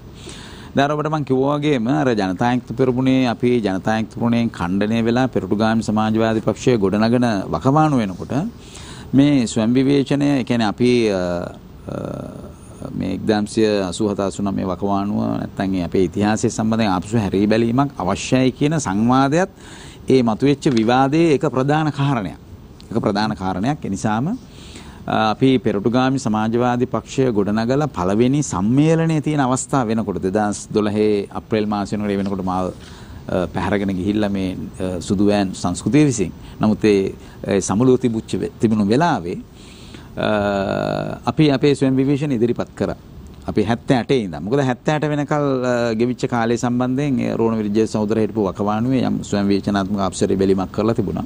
ඒ නිසා අපි 78 ඉඳන් ඒ 2011 වෙනකල් සිද්ධ වෙච්ච සමස්ත ක්‍රියාවලිය සම්බන්ධයෙන් අපි ස්වයං විවේචනයක් කරලා තිබුණා. ඒකෙන් තමයි අපේ දේශපාලන ආගමනයේ තියෙන පෙරටුගාමී සමාජවාදී පක්ෂය නැවත දේශපාලන කටයුතු වලට අවතීර්ණ වුණේම මේ ස්වයං විවේචනයක් පදනම් කරගෙන. හැබැයි මම එකක් කියන්න ඕන. දැන් ස්වයං විවේචනයක් කියන්නේ මේ ඉතිහාසය පිළිබඳ මේ වැරදි සම්බන්ධයෙන් පාපොච්චාරණ කිරීමක් නෙවෙයි. ඒක වැරදි. මොකද සමහර අයට එවැනි මතයක් තියෙන මේ ස්වයං විවේචනය කියලා කියන්නේ තමුන් අතින් වෙච්ච මේ වැරදි සම්බන්ධයෙන් පාපොච්චාරණයක් කිරීම කියලා. එහෙම එකක් නෙවෙයි. ඉතිහාසය සම්බන්ධ නිවැරදි දේශපාලන කියවීමක්. ඉතිහාසය සම්බන්ධ නිවැරදි සමාජ ආර්ථික දේශපාලන කියවීමක්. ඒකෙදී අපේ භූමිකාවේදී සිද්ධ වෙච්ච අඩුපාඩු, අපේ ගමන් මාර්ගයේ සිද්ධ වෙච්ච අඩුපාඩු, අපි පාවිච්චි කරපු උපාය උපක්‍රම වල සිද්ධ වෙච්ච අඩුපාඩු. මම කියන්නේ මේවා සාකච්ඡා කරනවා. ඒ වගේම ඒ වෙනකොට පැවතිච්ච දේශපාලන ව්‍යාපාරයන්ගේ රාජ්‍යයේ මර්ධනයේ යෙතිවිච්ච තත්ත්වයන්, ඒකට බලපාපු සමාජ ආර්ථික වටපිටාව, මේ ජාත්‍යන්තර දේශපාලන තත්ත්වයන්, මේ සියල්ල සම්බන්ධයෙන් කරන විශ්ලේෂණයක්, විග්‍රහයක්. මේක ඇතුලේ තමයි අපේ භූමිකාව අපි අඳුරගන්නේ. ඒතර අපේ අතින් අපේ දේශපාලන ව්‍යාපාරයක් අතින් සිද්ධ වෙන මගහැරීම් අඩුපාඩු සම්බන්ධ වෙනොත් මෙන්න මේ සමස්ත සන්දර්භය තුල තියලා තමයි අපි ඒක විශ්ලේෂණය කරගන්නේ. ස්වයං විවේචනයක් කියන්නේ එවැනි කාරණයක්. මොකද ස්වයං විවේචනයේ මූලික අරමුණ වෙන්නේ හෙට දවසේ දේශපාලන ගමන් මාර්ගය යලි නිවැරදි කර ගැනීම. හෙට දවසේ නිවැරදි දේශපාලන තීන්දුව ගැනීමට, හෙට දවසේ නිවැරදි පාරක යන්න මේ ඉතිහාසය පිළිබඳ ඒ කියවීම අපිට අවශ්‍යයි. ඒතරි අපි මේ කියවීමත් එක්ක තමයි පෙරටුගාමී සමාජවාදී පක්ෂයේ දේශපාලන ගමන් මග ආරම්භ කරන්නේ 2011 නැත්නම් 2012 පළමු සම්මේලනයේදී. හොඳයි. දැන් කෙනෙක්ට කොහොමද ජනතාවට මොන වගේ සහතිකයක්ද දෙන්න පුළුවන්කම තියෙන්නේ? දැන් ඉතිහාසය ගැන කතා කරනකොට ඔබතුමන්ලගේ ඒ ඉතිහාසයේ ඒ වැරදි සිද්ධ වුණා. දැන් ඒ පිළිබඳව ඔබතුමන්ලා ඒ ඉතිහාසය නැවත විමර්ශනය කරමින් ඒ පිළිබඳව සාකච්ඡා කරනවා. හැබැයි කෙනෙක්ට හිතෙන්න පුළුවන් මේ ඉතිහාසයේ මේ වගේ දේවල් කරපු අයනේ ජනතාවට දෙන්න පුළුවන් ද සහතිකයක්? නව මේ බලවේගය හරහා ඔබතුමන්ලා ඇවිල්ලා ඉන්න මේ නව කණ්ඩායම හරහා නැවත එවැනි සිදුවීම් සිද්ධ වෙන්නේ නැහැ. අපි ඒ වගේ තත්වයකට යන්නේ නැහැ කියලා. මොකද ඉතිහාසය අත්දැකීම් තියෙන කණ්ඩායම. එතනදී මෙහෙමයි බලන්න තියෙන උදේ දැන් එකක් දැන් මේ ඉතිහාසයේ වැරදි කියලා කිව්වහම මෙතන මම හිතනවා ටිකක් ඒකේ අර දේශපාලන අර්ථයට යම්කිසි හානියක් වෙනවද කියන සැකේ මට එනවා. ඒ කියන්නේ මෙහෙම. දැන් උදාහරණයක් හැටියට දැන් අපි 87 89 එහෙම නැත්නම් අපි 71 වකවානු වගේ දිහා බැලුවාම වඩා ප්‍රජාතාන්ත්‍රීය විරෝධී ලෙස වඩා පවත්නා මේ නීතිය අපි පිළිගත්ත නැත පවත්නා නීතිය උල්ලංඝනය කරමින් නීති විරෝධී ලෙස නව නීති රීති සකස් කරමින් ප්‍රජාතාන්ත්‍රීය ලෙස දේශපාලනය කරපු දේශපාලන කණ්ඩායම් තහනම් කරලා මර්ධනය කරලා ඝාතනය කිරීමේ වගකීම කාටද තියෙන්නේ? රජයට. එදා සිරිම බණ්ඩාරනායක ආණ්ඩුවට මේ 87 89 කාලේ මේක ජයජයදන ආර් ප්‍රේමදාස ආණ්ඩුවට. ඒගොල්ලෝ තමයි මේකේ වගකීම ගන්න ඕනේ. ඒතර ඔවුන් දැන් ඔබ ටයර් සාය කියලා වචනයක් පාවිච්චි කරලා ටයර් සායවල් කවුද නිර්මාණය කරේ මේ පාලකයන් විසින්. මේ පාලකයන් හසුරුවපු මර්ධන යන්ත්‍රය විසින්. නිල නොවන හමුදා කණ්ඩායම් ඔවුන්ගේ හිතවත් හමුදා කණ්ඩායම් නිර්මාණය කළා මේ මර්ධනය ගෙනිච්ච මේ විනාශකාරී තත්ත්වය ගෙනිච්ච. එතකොට දැන් තව ප්‍රශ්නයක් තියෙනවා. දැන් සාමාන්‍යයෙන් අපේ දේශපාලන ශබ්දකෝෂයේ මේ ස්වයං විවේචනය හෝ ආපසාරයේ බැලීම සාමාන්‍ය වාමාංශික ව්‍යාපාරයකින් තමයි මේකේ ප්‍රශ්න කිරීම තියෙන්නේ. මම හිතන්නේ ඒක අපි බොහොම සතුටින් ඒක බාර ගන්නවා සහ ඒක වගකීමක් හැටියට ගන්නවා. නමුත් කවුරුත් මේ රජයන් කරපු මේ 60000ක් ඝාතනය කරපු සාමාන්‍ය ජනතාව පක්ෂයේ සහෝදර සහෝදරයන් හිතවතුන් කිසිම පක්ෂයට සම්බන්ධ නැති ශ්‍රී ලංකා නිදහස් පක්ෂයේ සමාජිකයන් මෙහෙම ඝාතනය කරපු රජයන් සම්බන්ධයෙන් ඒ මර්ධන යන්ත්‍රය සම්බන්ධයෙන් අපි ස්වයං විවේචනයක් එහෙම නැත්නම් ඒ සම්බන්ධ එවැනි තමුන්ගෙන් වෙච්ච අඩුපාඩු සම්බන්ධ කියවීමක් ගැන ප්‍රශ්න කරන්නේ නැහැ. මොකද ඒක මේ වාමාංශික ව්‍යාපාර වලින් මේ ප්‍රශ්නේ අහන්න සිද්ධ කරපු ගොඩනැංවීමක්. එහෙම ගොඩනැංවීමක් තියෙනවා. මොකද ඒක තමයි සාමාන්‍ය දෘෂ්ටිවාද කිනීම වැඩ කරන්නේ. එහෙම ගොඩනැංවීම තියෙනවා. නමුත් ඒක සම්බන්ධ අපිට ප්‍රශ්නයක් නැහැ. අපි අනිවාර්යෙන් ප්‍රශ්න කරනවා. ඔව් අනිවාර්යෙන් අපි කොටස අපි ඒකදී බලන්න ඕන. නමුත් අනිත් පැත්තෙන් අපි යෝජනා කරනවා. අපි යෝජනා කරනවා දේශපාලන සංවාදයට. අපි යෝජනා කරනවා දේශපාලන සංවාදයේ නිරත කවයන්ට මේ රජයන්ගේ ක්‍රියාමාර්ග මේගොල්ලන්ගේ ප්‍රජාතන්ත්‍ර විරෝධී ක්‍රියාමාර්ග මොවුන්ගේ මේ ජනතාව පෙළන මේ ක්‍රියාමාර්ග සම්බන්ධ මේ අද දවසෙත් අපි මේ අත්දැකීමින් ඉන්නේ ඒ තත්වය මේ රාජපක්ෂ පාලනය යටතේ මේක බරපතල ලෙස ප්‍රශ්න කරන්න ඕන. මේක බරපතල ලෙස ප්‍රශ්න කරන්න ඕන. මොකද්ද මේ මර්ධනය පාවිච්චි කරන දැන් මේ මර්ධන නීති රීති වෙනස් කරන එක මේ ත්‍රස්තවාදී මර්ධන පනත් දැන් මේවා ගැන සාකච්ඡා තියෙනවා. දැන් පහුගිය ආණ්ඩුවත් ගෙනාවා මොකද ප්‍රතිත්‍රස්ත පනත නේද? ඒතර මේ ඔක්කොමලා දැන් ආපුසරයක් දැන් හරි ප්‍රජාතන්ත්‍රවාදී සංවාදයක ඉන්න මේ මෙහෙනකොට විපක්ෂය. එතකොට මෙන්න මේ මර්ධනය මොකටද? මොකටද මේ මර්ධන නීති රීති? මොකක් සඳහාද? මේ සංවාදය අපි ඉස්සරහට ගන්න ඕන. හොඳයි. අපි ඊළඟට එමු තම වැදගත් කොටසකට. ජනතා විමුක්ති පෙරමුණෙන් ඉවත් වෙලා ඔබ කණ්ඩායම පිහිටව ගන්නවා ඔබේ අලුත්ම බලවේගය. දැන් ජනතා විමුක්ති පෙරමුණෙන් වෙන්වෙන්නට හේතු වෙන කාරණේ අපි කෙටියෙන් පැහැදිලි කරලා අපි ඊළඟට යමු පෙරටුගාමී සමාජවාදී පක්ෂයට. ඇයි මේ පෙරටුගාමී සමාජවාදී පක්ෂය ඇත්තටම නිර්මාණය කරගන්නේ? ඔබට නායකත්වයක් ලබා ගැනීමේ අවශ්‍යතාවයක් තියෙන නිසාද ඔබ අලුත් කණ්ඩායමක් බිහි කරගන්නේ? එහෙමත් නැතිනම් ජනතා විමුක්ති පෙරමුණ ඔබව යවුවද ඔබ ගියාද? මූලිකවම දැන් මෙහෙමයි වෙන්නේ උදේ. ඒ කියන්නේ දැන් අපි 2012 අප්‍රේල් මාසයේ අපේ පළවෙනි ජාතික සම්මේලනයේ තියලා අපි පෙරටුගාමී සමාජවාදී පක්ෂය ගොඩනගද්දී අපේ ප්‍රතිපත්ති ප්‍රකාශනය, අපේ වැඩපිළිවෙල, ඉතිහාසය සම්බන්ධයෙන් අපේ ආපසු හැරී බැලීම, මේ කියන සියලු දේවල් සම්බන්ධයෙන් අපි වැඩපිළිවෙලක් රටට ඉදිරිපත් කළා. පෙරටුගාමී සමාජවාදී පක්ෂය ගොඩනගන්නේ මේ රටේ සමාජවාදයේ ගොඩනැගීම මූලික කරගෙන. මොකද අපි දන්නවා ඒක ජනතා විමුක්ති නිර්මාණය කරපු ආරම්භක අරමුණ. ඒ ආරම්භක අරමුණ තමයි අපි නැවත සැරයක් මේ 2012 අපි ආපසරයක් පෙරටුගාමී සමාජවාදී පක්ෂය ගොඩනැගීම හරහා යථාර්ථයක් කරන්න උත්සාහ කරන්නේ. අපි ඒ ක්‍රියාදාමය තමයි මේ වෙනකොටත් අපි නියැලිලා ඉන්නේ. එතකොට දැන් මෙතනදී මේ නායකත්වය කියන්නේ මම කොහොමත් 1994 මර්ධනයෙන් පස්සේ නැවත දේශපාලන කටයුතු ආරම්භ කරද්දිම අපි මේ ඒ දේශපාලන මණ්ඩලයේ නියෝජිතයෙක් ලෙස තමයි මම නිසා 1994 සිට අපේ 2011 මේ පක්ෂයේ ඛණ්ඩනය වන තාක් දේශපාලන මණ්ඩල සමාජිකයෙක් ලෙස කටයුතු කරා. නිසා මේ නායකත්වයේ සම්බන්ධ ප්‍රශ්නයක් තිබුණේ මොකද මේ නායකත්ව කාර්යභාරයක් ඉටු කරමින් තමයි පුද්ගලිකත්වම මම දේශපාලන කටයුතු වල නියැලුනේ. ඒ නිසා එතන එම ප්‍රශ්නයක් තිබුණේ නැහැ. එම ගැටලුවක් තිබුණේ නැහැ. අපිට තිබුණේ චෙකම් ප්‍රශ්නය. අපිට තිබිච්ච එකම ප්‍රශ්නේ මේ යන ගමන් මාර්ගය සම්බන්ධ ප්‍රශ්න.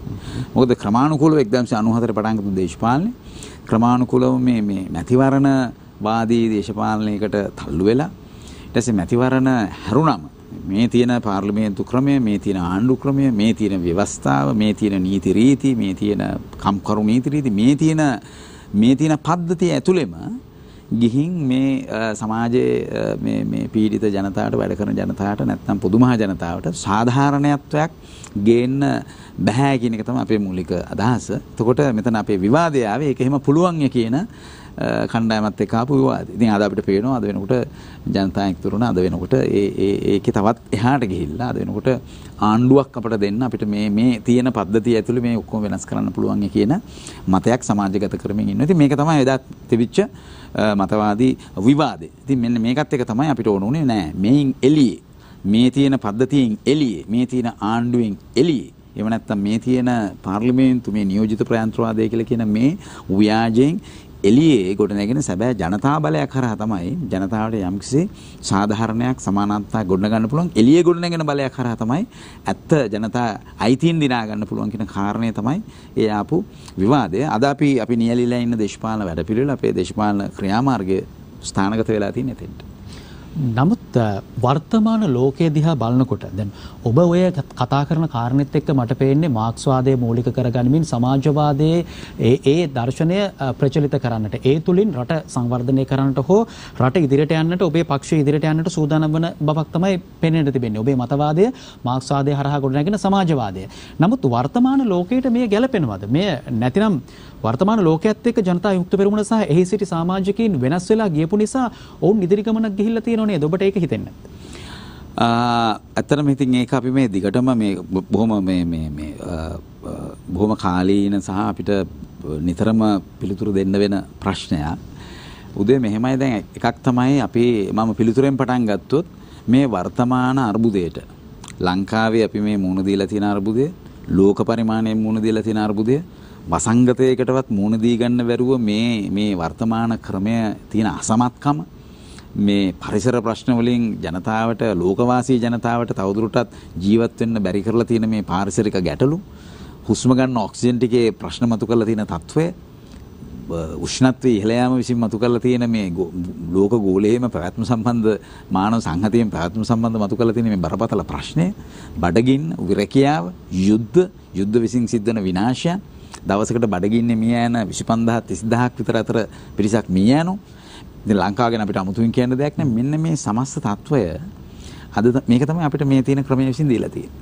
මේ ක්‍රමය විසින් අපිට උරුම කරලා තියෙන්නේ. ඉතින් මේක තවත් එහාට තවත් අර්බුදයට යනවා මිසක මේක තවත් ව්‍යසනයක් කරා යනවා මිසක අපිට අද වෙනකොට මේ සාධාරණත්වයක්, මනුෂ්‍යත්වයක්, ආර්ථික සමානාත්මතාවයක්, ප්‍රජාතන්ත්‍රවාදයක් දිනා ගන්න පුළුවන් තත්වයක් නැහැ. ඒ නිසා මේ අද වෙනකොට අපේ රටේ අත්දැකීමත් එතෙන්ට ගිහින් තියෙනවා. අපිට දැනට දශක කීපයකට වඩා මේ සෑම සියලු සාධකයක්ම, සෑම සියලු දර්ශකයක්ම දැනට දශක කීපයකට වඩා බොහොම බරපතල කාදනයකට ලක් වෙලා තියෙනවා. ආර්ථික සාධක ගත්තත් එහෙමයි. ජන ජීවිතයේ පවත්වාගෙන යාම සම්බන්ධ ප්‍රශ්න එහෙමයි. සමාජ අර්බුදයෙන් සමාජ අපචාරය එහෙමයි. දරුවන්ගේ ආරක්ෂා සම්බන්ධ ප්‍රශ්න එහෙමයි. කාන්තාවගේ ආරක්ෂාව සම්බන්ධ ප්‍රශ්න එහෙමයි.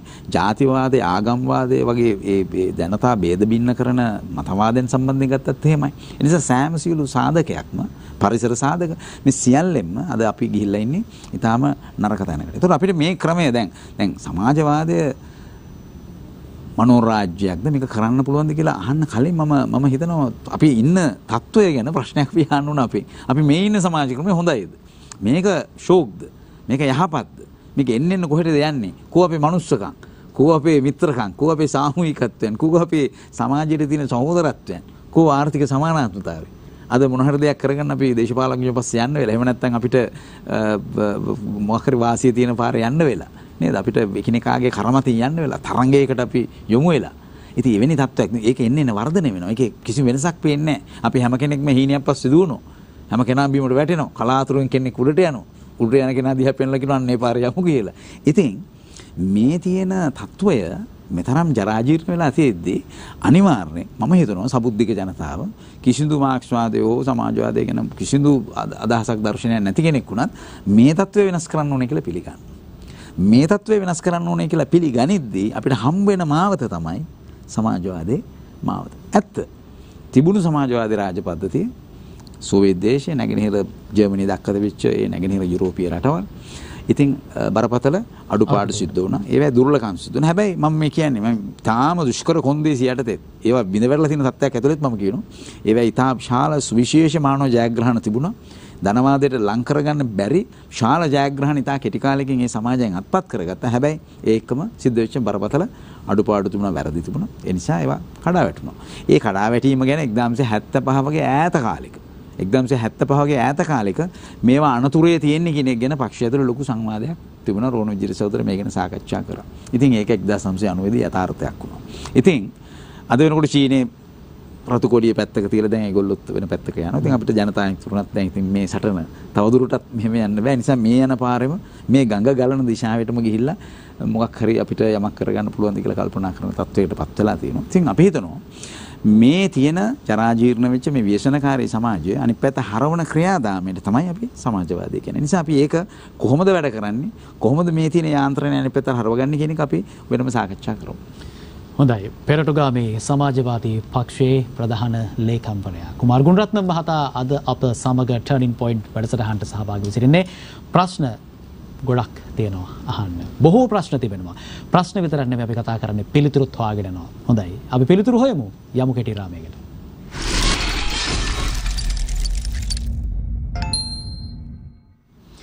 හොඳයි. බයාලිත් ටර්නින් පොයින්ට් සමගින් පෙරටුගාමී සමාජවාදී පක්ෂයේ ප්‍රධාන ලේකම් කුමාර් ගුණරත්න මහතා අද අප සමග මේ වැඩසටහනට එක්ව සිටින්නේ. අපේ ආරාධිත අසුන අද එතුමන් වෙනුවෙන් වෙනුවේ තිබෙන්නේ. අපි බොහෝ දේවල් සාකච්ඡා කළා මේ විරාමයට පෙර.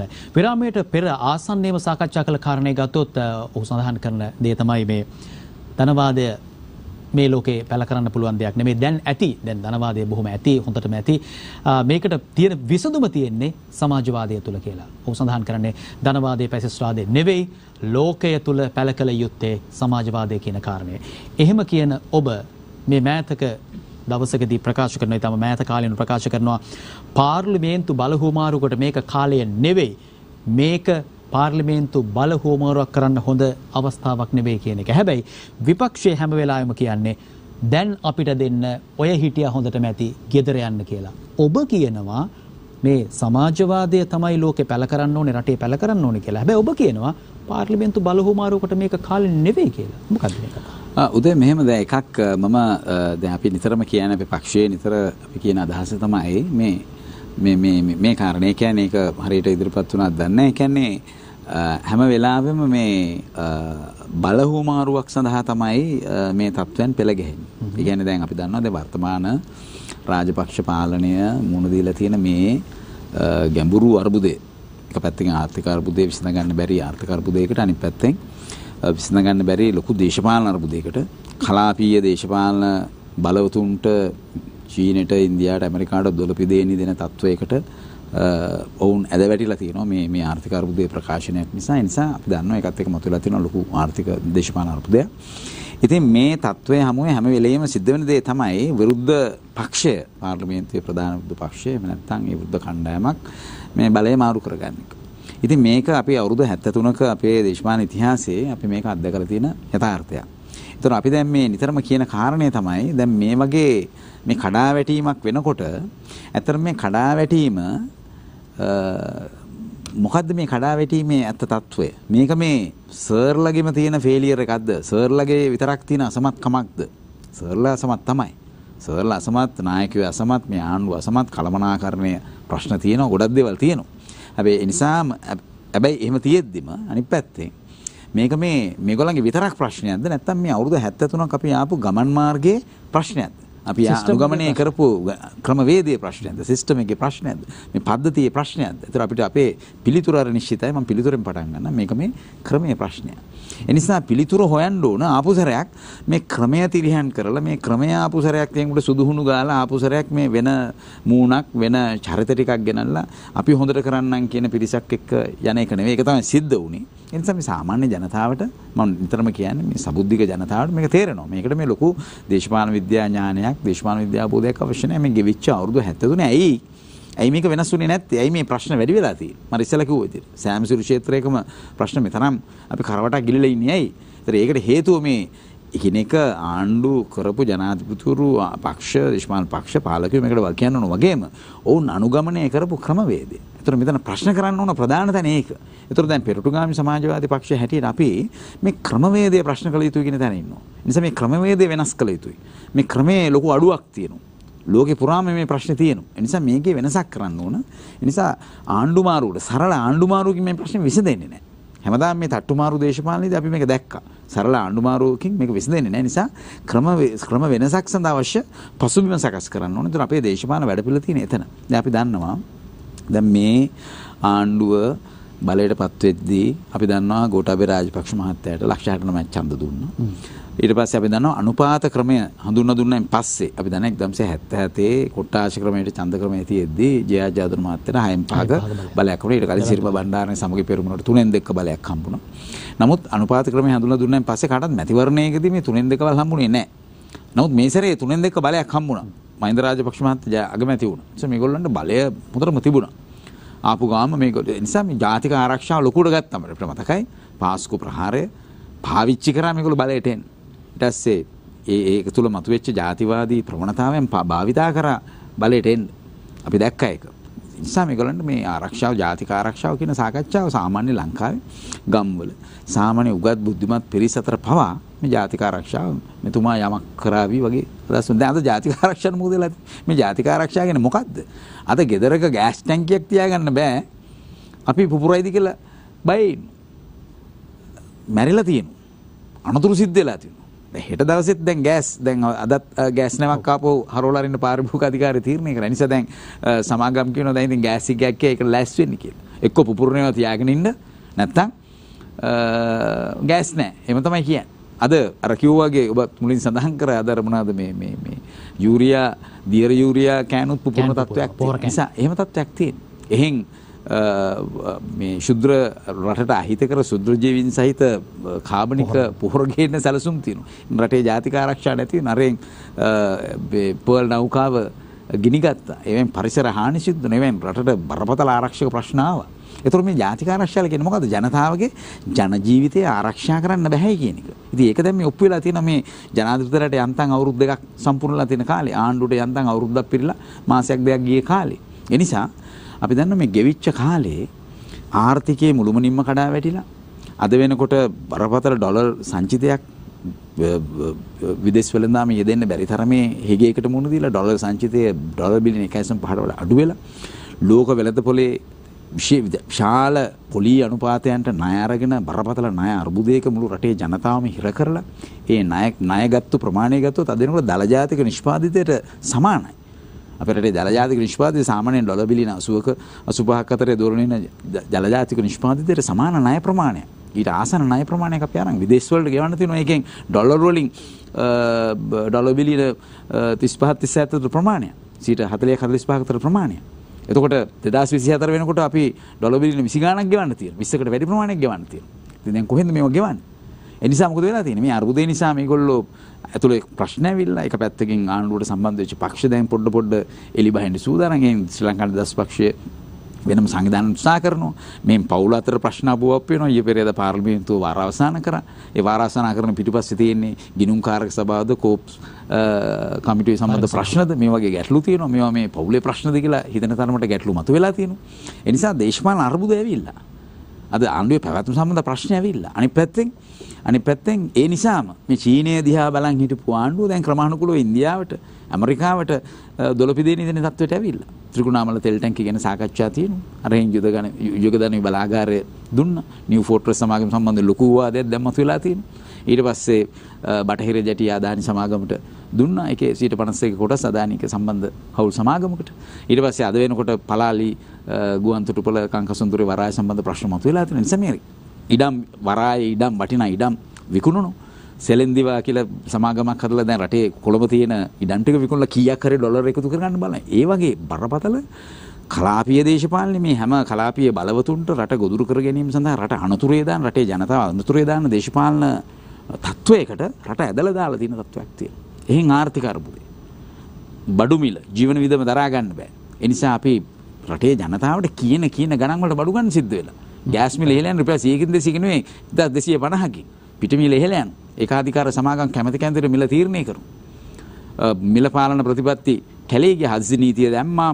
හදිසි ආස්ථා රෙගුලාසි දැම්මා. අවසානයේදී ලොකු නාට්‍යයක් රංගපෑවා ගිහිල්ලා මේ සහල් හංගලා තියෙන වගේ නෙවෙයි කියලා අවසානයේදී මේ සහල් ඒකාධිකාරන සහල් ව්‍යාපාරිකයෝ කිහිප දෙනා අවසානයේදී මිල තීරණය කරන්න පටන් ගත්තා. දැන් ඒගොල්ලෝ කියන ගණන් වලට අපි ගන්න.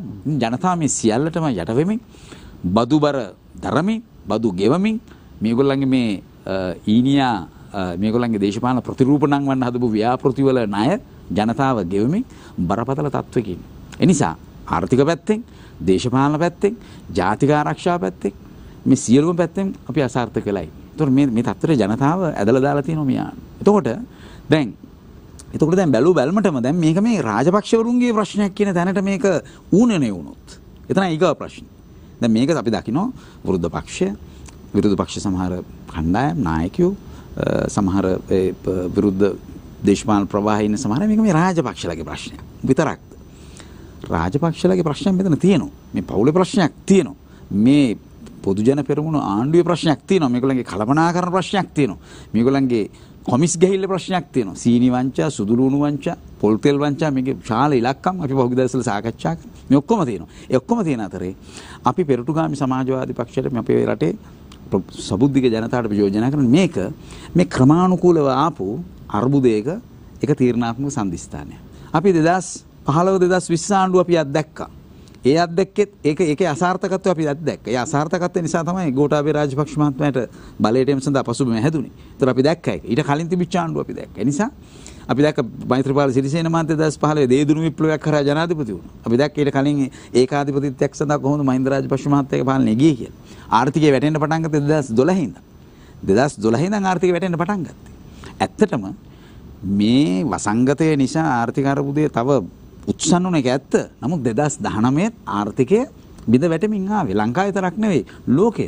ලංකාවේ ආර්ථික වර්ධනය වේගය 2.3ට බැස්සා. 2012 ඉඳන්ම වැහැගෙන ආවේ. ලෝකෙත් එහෙම ඇමරිකාව, යුරෝපේ, ජර්මනිය, ජපානය මේ රටවල් ආර්ථිකය බිඳ වැටෙමින් ආවේ 2019 නිසා සමහර අය අනතුරු හැංගුවා මේ 2020 වෙනකොට ලොකු ආර්ථික අර්බුදයක් එනවයි කියලා. ඒකට තමයි මේ වසංගතය වෙලා තමයි මේක උත්සන්න කරේ. ඒ නිසා මේක මේ අපි අනුගමනය කරන ක්‍රමවේදයේ ප්‍රශ්නයක්, මේක මේ අනුගමනය කරන අපේ සමාජ ක්‍රමයේ ප්‍රශ්නයක්. ඒ නිසා අපි මේ රටේ සබුද්ධික ජනතාවට කියන්නේ මේක සරල ආණ්ඩු හුමාරුයි. දැන් අද වෙනකොට විරුද්ධ පක්ෂය හරි ලේසියෙන් දැන් ඉතින් මේ සියල්ලම තමුන් මේ කිසි දෙයකට සම්බන්ධ නැහැ. මේ සියල්ලම මේ පවත්න ආණ්ඩුවේ ප්‍රශ්නයක් කියන තැනට ප්‍රශ්නේ ඌණනේ කරලා ලඝු කරලා ආපෝසරයක් ජනතාව රවට්ටලා ආපෝසරය ඊගාව මහමැතිවරණයකදී ජනාධිපතිවරණයකදී නැවත වෙන දේශපාලඥයෙක් වෙන නායකයෙක් වෙන මූණක් ගේන්න උත්සාහ කරන අපි කිව්වේ ඒ කාරණේ. එතෙන්ට අපි යනවා වෙනුවට අපි යන්න තියෙන ජනතා හිතුණත් ඒ පාරේ යමින් අපිට ආණ්ඩුවක් දෙන්න අපි හොඳ මිනිස්සු පාර්ලිමේන්තුවල මේ ප්‍රශ්න විසඳන්නම් කියලා. මේක මේ හොඳ මිනිස්සුන්ගේ ප්‍රශ්නයක් විතරක් නෙවෙයි. මේක මේ වංචා දූෂණ සම්බන්ධ ප්‍රශ්නයක් විතරක් නෙවෙයි. ඒවත් ප්‍රශ්න තමයි. ඒවයි ප්‍රශ්න විතරක් නෙවෙයි. මේක නීතිය ආධිපත්‍ය නැති ප්‍රශ්නයක් විතරක් නෙවෙයි.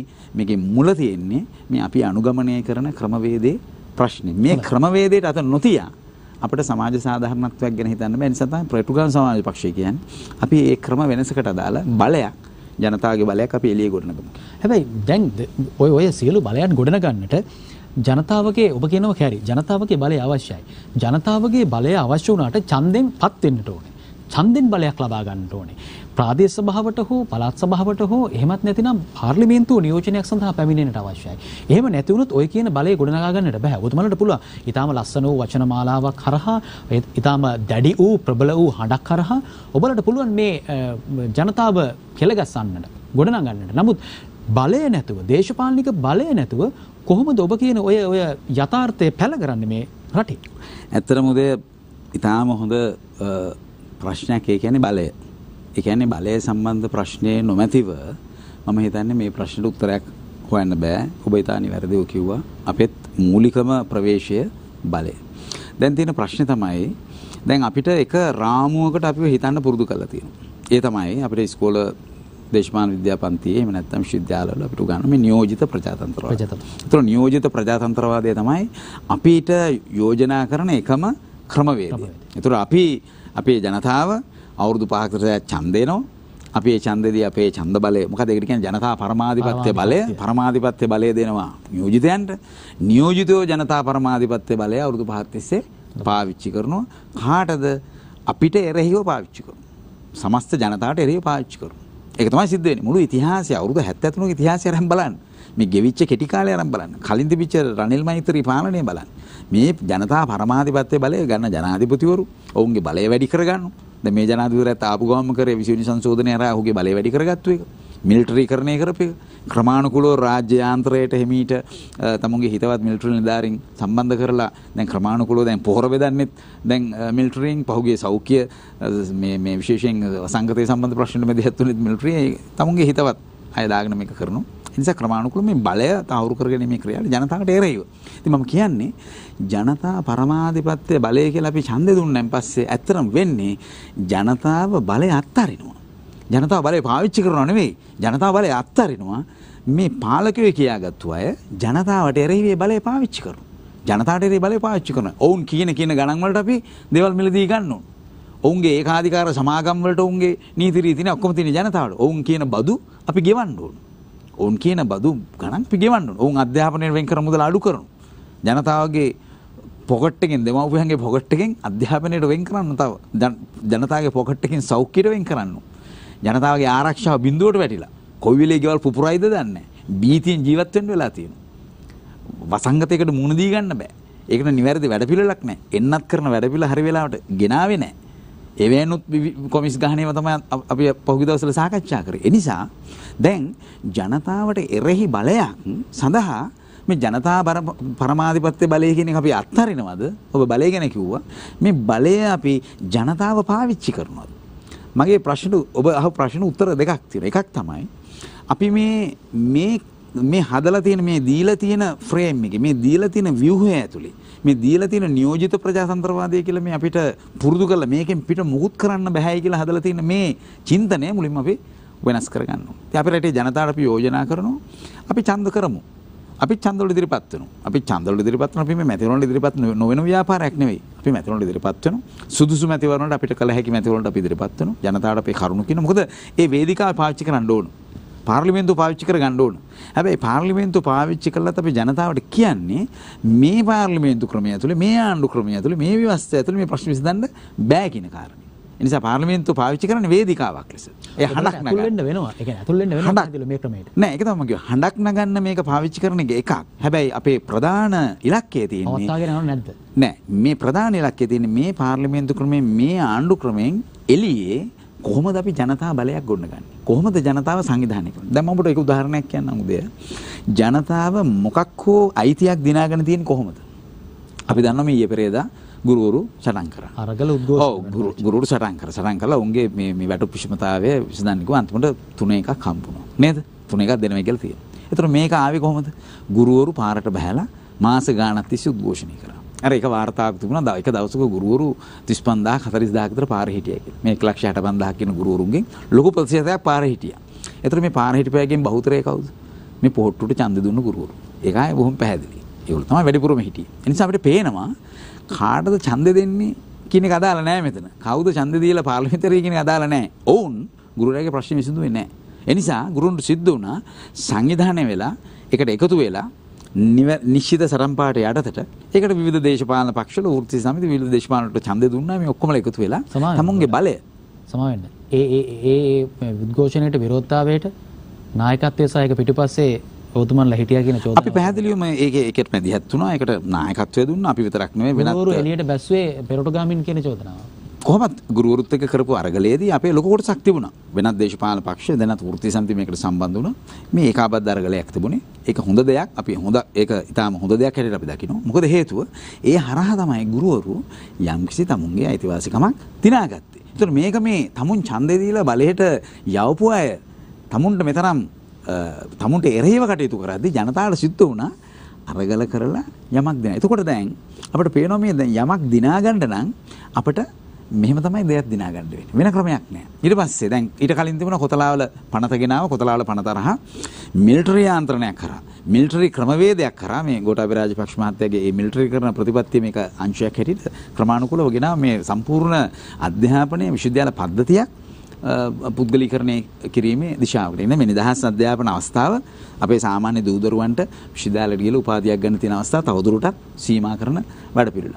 එතකොට ඒක පරාජය කරේ ශිෂ්‍ය ව්‍යාපාර උත් සමිති දේශපාලන පක්ෂ එකතු වෙච්ච අරගලෙන්. මම හිතන්නේ ඕන තරම් උදාහරණ තියෙනවා. සයිටම් අරගලේ තිබුණා. ඊට කලින් නේද අපි දන්නවා මේ විශ්‍රාම වැටුපු EPF පවා දිනාගෙන තියෙන්නේ ජනතා කරපු අරගල වලින්. ඒ නිසා ඇත්ත බලය මෙන්න මෙතන තමයි බලය තියෙන්නේ. ඒ කියන්නේ අවුරුදු 5කට සැරයක් අපි ඡන්දෙ දීලා බලයට කට්ටියක්ව යවලා අපිට එරෙහිව නීති රීති ගේන්න අපිට එරෙහිව බලය පාවිච්චි කරනවා වෙනුවට අපි කොහොමද මේ බලය අවුරුදු 5 පුරා අභ්‍යාස කරන්නේ? මේ අවුරුදු 5ක් පුරා මේ බලය අපි අතේ තියාගන්නේ කොහොමද? අපි ඒකට සංවිධානය වෙන්නේ කොහොමද? ඒ නිසා ඉඳලා හිටලා කරන මේ සටනක් වෙනුවට දැන් අධ්‍යාපන ක්ෂේත්‍රය ගත්තොත් විශ්වවිද්‍යාල ශිෂ්‍යෝ, විශ්වවිද්‍යාල ආචාර්යවරු, අනධ්‍යයන සේවකයෝ, පාසල් ගුරුවරු, දෙමව්පියෝ මේ අධ්‍යාපන ක්ෂේත්‍රයට සම්බන්ධ සියලු දෙනාගේම මධ්‍යස්ථානය හැදෙනවා. ඒ මධ්‍යස්ථානය සංවිධානය වෙනවා. ඒකට විවිධ දේශපාලන පක්ෂ වලට ඡන්ද දුන්නා ඉන්න පුළුවන්. කතරේ ගහපු වෙන ප්‍රශ්නයක් නැහැ. මේ අය ඔක්කොම ඒකාබද්ධ වෙච්ච පොදු සටන් පාටයකට. අපි කියමු ගුරුවරු අද සටන් කරේ පඩි වැඩි කරගන්න. හෙට අඩුම තරමින් අධ්‍යාපනයේට 106ක් වෙන් කරන්න. දල ජාතික නිෂ්පාදිතයෙන් 106ක් වෙන් කරන්න. බැසිල් රාජපක්ෂ මහත්තයා නම් අර අයවැය කතා තිකම සියොන්න 6ක් කිලෝමීටර් 7ක් දුන්නා කියලා. 101.5ක්වත් නැහැ. හරිද? ඒක සම්පූර්ණ බොරුවක් ව්‍යාජයක්. ඉතින් කොහොම හරි මම කියන්නේ නිකන් පහුගිය දවස්වල ආපු සටන් පාටේ මම කියන අඩුම තරමේ 106ක් අධ්‍යාපනය වෙන් කරන්න. විශ්වවිද්‍යාල පද්ධතිය ලොක් කරන්න. රාජ්‍ය විශ්වවිද්‍යාල පද්ධතිය ලොක් කරන්න. පාසල් පද්ධතිය ශක්තිමත් කරන්න. මම කියන්නේ එතෙන්ට ආවහම අන්න බලය. ඒ බලය අනිවාර්යයෙන්ම පාර්ලිමේන්තු බලයට වැඩිය බලාත්මකයි. ඒක මේ අවුරුදු 5කට සැරයක් ඡන්ද දීලා බලය වෙන කණ්ඩායමකට දීලා වුණ අපිට එරෙහිව කටයුතු කරද්දී ඒකට මූණ දෙන්න අපි එළිය හදන බලය. ඒක ඉඳ හිට කරන සටනක් වෙනුවට අඛණ්ඩව යන ක්‍රමානුකූලව එක මධ්‍යස්ථානයකට ඒකාබද්ධ වෙච්ච සටනක් බවට පත් කරන්න ඕනේ. එතකොට තමයි මේක එළිය ආණ්ඩුවක් වෙන්නේ. මේක එළිය ආණ්ඩුවක්. පැහැදිලිව මේ ආණ්ඩුව තියෙද්දි ඊට සමාන්තරව එළිය ආණ්ඩුවක්. මේ එළිය ආණ්ඩුව ගොඩනගන ක්‍රියාවලිය තමයි පෙරටුගාමි සමාජවාදී පක්ෂයේ සමාජවාදයට යන පාරේ හම්බ වෙන පළවෙනි සැතපුම් කණුව. ඒක තමයි අපේ ආරම්භය. ඒ ආරම්භය අර සමාජවාදයේ තරම්ම ජනතාවට අපහැදිලි නෑ. ඒක තේරුම් ගන්න පුළුවන්. ඒ දිශාවට අපි යන්නේ. ඒක පැහැදිලි. මොකද ඒක අපි දැනටමත් මේ අපි මේ මනෝරාජික දෙයක් නෙමෙයි කියන්නේ අපි දැනටමත් ජනතාව අත්දැකලා තියෙන ඒ හරහා යම් දේවල් දිනාගත්තු ක්‍රමවේදයක් ගැන කියන්නේ ඒක ස්ථාවර ස්ථාපිත බලයක් බවට පත් කරන්නේ කොහොමද? ඒක ක්ෂේත්‍රවල ඒක අධ්‍යාපන ක්ෂේත්‍රයේ සෞඛ්‍ය ක්ෂේත්‍රේ වෙන්න පුළුවන්. ගොවි ජනතාව වෙන්න පුළුවන්. ගොවි ජනතාවගේ සමස්ත මධ්‍යස්ථානයක් වෙන්න පුළුවන්. අනිකුත් වැඩ කරන පිරිස් ඒකට වෘත්තී කියන කාර්යභාරයක් තියෙනවා. ඔබ දන්නෝ හැම මැතිවරණයක් කිට්ටු වෙද්දිම වෘත්තිකයෝ බුද්ධිමතුන් විශ්වවිද්‍යාල ආචාර්ය විවිධය මේ රටට ආදරය ඇති යමක් කරන්න පුළුවන් කියලා හිතන ප්‍රතිලාභ ගැන හිතන්නේ නැති වැඩක් කරන්න පුළුවන් එවැනි පිරිස් හැම වෙලේම විවිධ යෝජනා ඉදිරිපත් කරනවා. අපි කියන්නේ ඒ යෝජනා කවුරු හරි ඇමති කෙනෙක් නැත්නම් කවුරු හරි පුද්ගලයෙක් නැත්නම් විශ්වාසය තැබිය හැකි පුද්ගලයෙක් කියලා තෝරගන්න චරිතයක් ගාවට යන වෙනුවට නැත්නම් ආණ්ඩුවකින් ක්‍රියාත්මක කරන වෙනුවට දැන් පෞද්ගල වියත් මග අර මේ ගොඩක් උත්සාහ කරන්නේ. ඒ වෙනුවට ඒවා ක්‍රියාත්මක කිරීම සඳහා මධ්‍යස්ථානයකට එමු. අධ්‍යාපනයේ ප්‍රතිපත්ති ක්‍රියාත්මක කිරීමේ මධ්‍යස්ථානයට එමු. ඒ යෝජනාද මේවා ක්‍රියාත්මක කරන්නේ නැත්නම් ඒකට මේ බලයක් තියෙනවා ඒවා ක්‍රියාත්මක කරවන්න මැදිහත් වෙන්න. මේ බලය සහිතව ඒ යෝජනා ඉදිරිපත් කරමු. කෘෂිකර්ම ක්ෂේත්‍රයේ අපිට තියෙන යෝජනා අපි ඉදිරිපත් කරමු. ඉදිරිපත් කළා ඒවා ක්‍රියාත්මක කරන්නේ නැත්නම් ඒකත් එක්ක මේ බලයෙන් අපි හැප්පෙමු. මේ එළියේ බලය කියලා කියන්නේ ඒක. ඒ නිසා අපි යෝජනා කරන්නේ මේ එළියේ ආණ්ඩුවක් ගොඩනගන ක්‍රියාවලිය එළියේ ජනතාව එක එක ක්ෂේත්‍රවල ඒකාබද්ධ වෙන මධ්‍යස්ථානය. ඒ බලය තමයි අපේ පළවෙනි යෝජනාව. මම හිතන්නේ මේ ඔබට මම බාධා කරෙත් නැත්තේ මේ ඊටම හොඳ මම හිතන්නේ වෙනස්ම වූ ආකල්පයක් වෙනස්ම වූ මතයක් වෙනස්ම වූ ආකල්පයක් මේ අපේ රට තුල ස්ථාපිත කරන්නට කුමන වෙහසක් ගන්නට වේද කියන කාරණය අපි දන්නේ නැහැ. නමුත් මම හිතන්නේ මේ ඉදිරිපත් කරන යෝජනාව යථාර්ථයක් බවට පත් කරන්නට හැකියාවක් තිබෙනවා නම් මම හිතන්නේ එය පෙරටුගාමින් ලැබෙන විශාල ජයග්‍රහණයක් වෙනවා වගේම රටේ මේ සිස්ටම් චේන්ජ් එකටත් ලොකු වෙනසක් වෙයි කියලා අපි හිතනවා. මම මුලින්ම සඳහන් කළා ඔවුන්ගේ කතා ශෛලිය හරිම ආකර්ශනීයයි. ඒ වගේම ඔවුන්ගේ සටන් පාඨ හරි ප්‍රබලයි. නමුත් මේ යථාර්ථයක් බවට පත් කිරීමේදී ප්‍රායෝගික ප්‍රැක්ටිකල් එක තමයි හරහට හිටින්නේ. නමුත් ඒ සිස්ටම් එක හදන්න පුළුවන්කමක් තියෙනවා නම් අපි මං හිතන්නේ පෙරටුගාමින්ට ඊට වඩා ඉතා වේගවත් ගමනක් ඉස්සරහට යන්න පුළුවන් වෙයි කියන විශ්වාසය තියෙනවා. ජනතාවටත් මං හිතන්නේ ඒ සරල කාරණා ටික පැහැදිලි නොඇති කියලා මම හිතනවා. අර සමාජවාදී කරුණු කාරණා ඉස්මතු කරනවට වඩා ඒ සරල පෙන්වීම මං හිතන්නේ බොහොම වටිනවා මේ ගුණරත්න මහත්තයා. හරි. දැන් ඊළඟට එනකොට ශිෂ්‍ය ව්‍යාපාරය ගැන කතා කරා. ගුරුවරු පිළිබඳව කතා කරා. ශිෂ්‍ය ව්‍යාපාරය පිළිබඳව කතා කළා. අපේ විශ්වවිද්‍යාල පද්ධතිය ගැන කතා කරන විශ්වවිද්‍යාල පද්ධතියත් නිරන්තරයෙන්ම අපිට දකින්න හම්බ වෙනවා උද්ඝෝෂණ විරෝධතා පොලිසියෙන් බැටන් ප්‍රහාර කරන්න වෙනවා. ළඟදී නම් එහෙම දෙයක් සිද්ධ වෙලා නැහැ අපිට මේ කෙටි කාලය තුල. ඒ වගේම තමයි කඳුළු කැස් ප්‍රහාර කරන්න වෙනවා. මේ දරුවෝ අධ්‍යාපනය කරන්නේ නැහැ. මේ අය දේශපාලනය කරන්නට යන්නේ ඔවුන්ගේ බලාපොරොත්තු දෙමාපියන්ගේ බලාපොරොත්තු ඉෂ්ට කරන්නේ නැහැ කියන චෝදනාවක් තියෙනවා. මේ චෝදනාවේ ප්‍රබල කොටස්කාරයෙක් බවට අදපත් වෙලා ඉන්නවා කියන තවත් චෝදනාවක් එනවා පෙරටුගාමී සමාජවාදී පක්ෂයට. ඔබලා තමයි ශිෂ්‍යයෝ මෙහෙවන්නේ. ශිෂ්‍යයින්ව විරෝධතාවලට යොමු කරන්නේ. පොලිසියෙන් ගුටි ගස්සවන්නේ ඔබලා කියලා චෝදනාවක් තියෙනවා. උදේ මම මේ ප්‍රශ්නෙට පිළිතුරක් දෙන්න කලින් මට පුංචි පැහැදිලි කිරීමක් කරන්න. ඒ කියන්නේ දැන් උදේ හරහා කියවුණා දැන් මේ ප්‍රායෝගික කියන වචනය මට ඒක පොඩ්ඩක් මේ පැත්තෙන් පොඩ්ඩක් අපේ ජනතාවට පොඩ්ඩක් ඒක කල්පනා කරන්න අදහසක් කියන්න ඕනකම තියෙනවා. දැන් ප්‍රායෝගිකයි කියලා අපි හිතපු දේවල් වලට මොකද වෙලා තියෙන්නේ? මගේ එක සරල පැහැදිලි කිරීමක්. දැන් ප්‍රායෝගිකයි කියලා අපි හිතපු 2015 ප්‍රායෝගිකයි කියලා හිතපු ක්‍රියාමාර්ගයට මොකද උනේ? 2020 ප්‍රායෝගිකයි 2019 20 ප්‍රායෝගිකයි කියලා හිතපු ක්‍රියාමාර්ගයට මොකද උනේ? මුළු ඉතිහාසයක් පුරා 73 වසරක් පුරා දශක 7කටත් වැඩි කාලයක් තිස්සේ අපි ප්‍රායෝගිකයි කියලා හිතපු ක්‍රියාමාර්ගයට මොකද උනේ? මං කියන්නේ මේ ප්‍රශ්නේ අපේ සබුද්ධික ජනතාව කල්පනා කරන්න ඕන. මොකද මේ ප්‍රායෝගික කියලා අපිව පුරුදු කරලා තියෙන, අපිව ෆ්‍රේම් කරලා තියෙන, අපිව රාමුගත කරලා තියෙන දෘෂ්ටියකින් අපිට කල්පනා කරන්න පුරුදු කරලා තියෙනවා. ඒක බොහොම ඉතිහාසමය ක්‍රියාවලිය කරා සිද්ධ වෙන දෙයක්. ඉතින් අපි ප්‍රායෝගිකයි කියලා හිතන දේ දැන් මොකද වෙලා තියෙන්නේ? මහා ව්‍යසනයකට හේතුපාදක වෙලා තියෙනවා. ඒ නිසා මේ අපි මෙතෙක් අනුගමනය කරපු ප්‍රායෝගිකත්වය නම් තවදුරටත් වළංගුනදී ප්‍රායෝගිකත්වයක් කියන එක මම හිතනවා තරකානුකූල හිතන ජනතාවට මේක තේරෙනවා. ඒ නිසා තමයි අපි යෝජනා කරන්නේ මේ පැත්ත බලන්න. අපි දැන් ප්‍රායෝගික දෙයක් අපි අත්දැක බලලා තියෙනවා. එළියේ අපි අත්දැක බලලා තියෙන ප්‍රායෝගික දෙයක් ඒකේ ප්‍රතිඵල අපි අරගෙන තියෙනවා. ඒ නිසා මේක කොහොමද දිගුකාලීන ප්‍රතිඵල ගන්න ස්ථාවර මධ්‍යස්ථානයක් බවට පත් කරන්න කියන එක තමයි අපේ යෝජනාව. මම එතනදී මම හිතනවා ජනතාවට ඒ ප්‍රායෝගික හැබැයි ප්‍රායෝගිකත්වය අපි gedara හිටියට හම්බ වෙන්නේ නැහැ. ඒක අපි මැදිහත් වෙලා ක්‍රියාත්මක වෙලා ක්‍රියාක දැන් ගුරුවරු පාරට බහැලා මාස ගාණක් දුක් විඳලානේ දැන් මේ ඒගොල්ලන්ගේ අයිතිය දිනාගත්තේ. ඒ නිසා රටේ ජනතාවට බඩු මිලෙන් පීඩා විඳින ජනතාවට ආර්ථික බරෙන් පීඩා විඳින ජනතාවට අනිකුත් ජාතිවාදයෙන් බැටකන ජනතාවට ජාතික පීඩන නිසා බැටකන ජනතාව මේ කවුරුත් හැම කෙනා ප්‍රජාතන්ත්‍රවාදයේ නැතුව පීඩාවටපත් වෙලා ඉන්න ජනතාව මේ කවුරුත් ඒ ක්‍රියාකාරීත්වයට ඇවිල්ලා මම කෙටි වෙලාවක් දෙන්නේ. ඒ කියන්නේ ඡන්දෙ දීලා අත පිහදාගෙන මේගොල්ලෝ අපිව පාලනය කරකල් බලන් ඉන්නේ නැතුව අපි අපේ අතට අපි දේශපාලනය කරන ක්‍රියාවලිය ගන්නවා. අපි දේශපාලනය කරන්නේ නැහැ දැන්. අපි දේශපාලනය කියලා කියන්නේ මේ ඡන්දෙ දීම. ඡන්දෙ දීමෙන් එහාට අපි දේශපාලනය අපේ අයිතීන් වෙනුවෙන් දේශපාලනය කරන ක්‍රියාවලිය තමයි මම යෝජනා කරන්නේ. නිසා මම ජනතාවට යෝජනා කරන්නේ ජනතා බලය ගොඩ ගන්න පුළුවන් අපි දේශපාලනය කරොත් අපි දේශපාලනය කරන ක්‍රියාවලිය තමයි මේක. අද වෙනකොට ඔයගොල්ලෝ ඡන්ද දෙන්න කාටවත් ප්‍රශ්නයක් නැහැ. අපි ඒක පස්සේ බේරගමු. ඡන්ද දෙන්න. හැබැයි කාට ඡන්ද දුන්නා මේ අයිතීන් වෙනුවෙන් හදන මධ්‍යස්ථාන අපි ගොඩනගා ගත යුතුයි. එතනදී අපිට තේරෙනවා අන්න අපේ දේශපාලනයේ තියෙන තැන. එතකොට අපිට තේරෙයි කාටද ඡන්ද දෙන්න ඕනේ කියන එකත් පසු කාලීනව අපිට වටහා ගන්න පුළුවන්. right.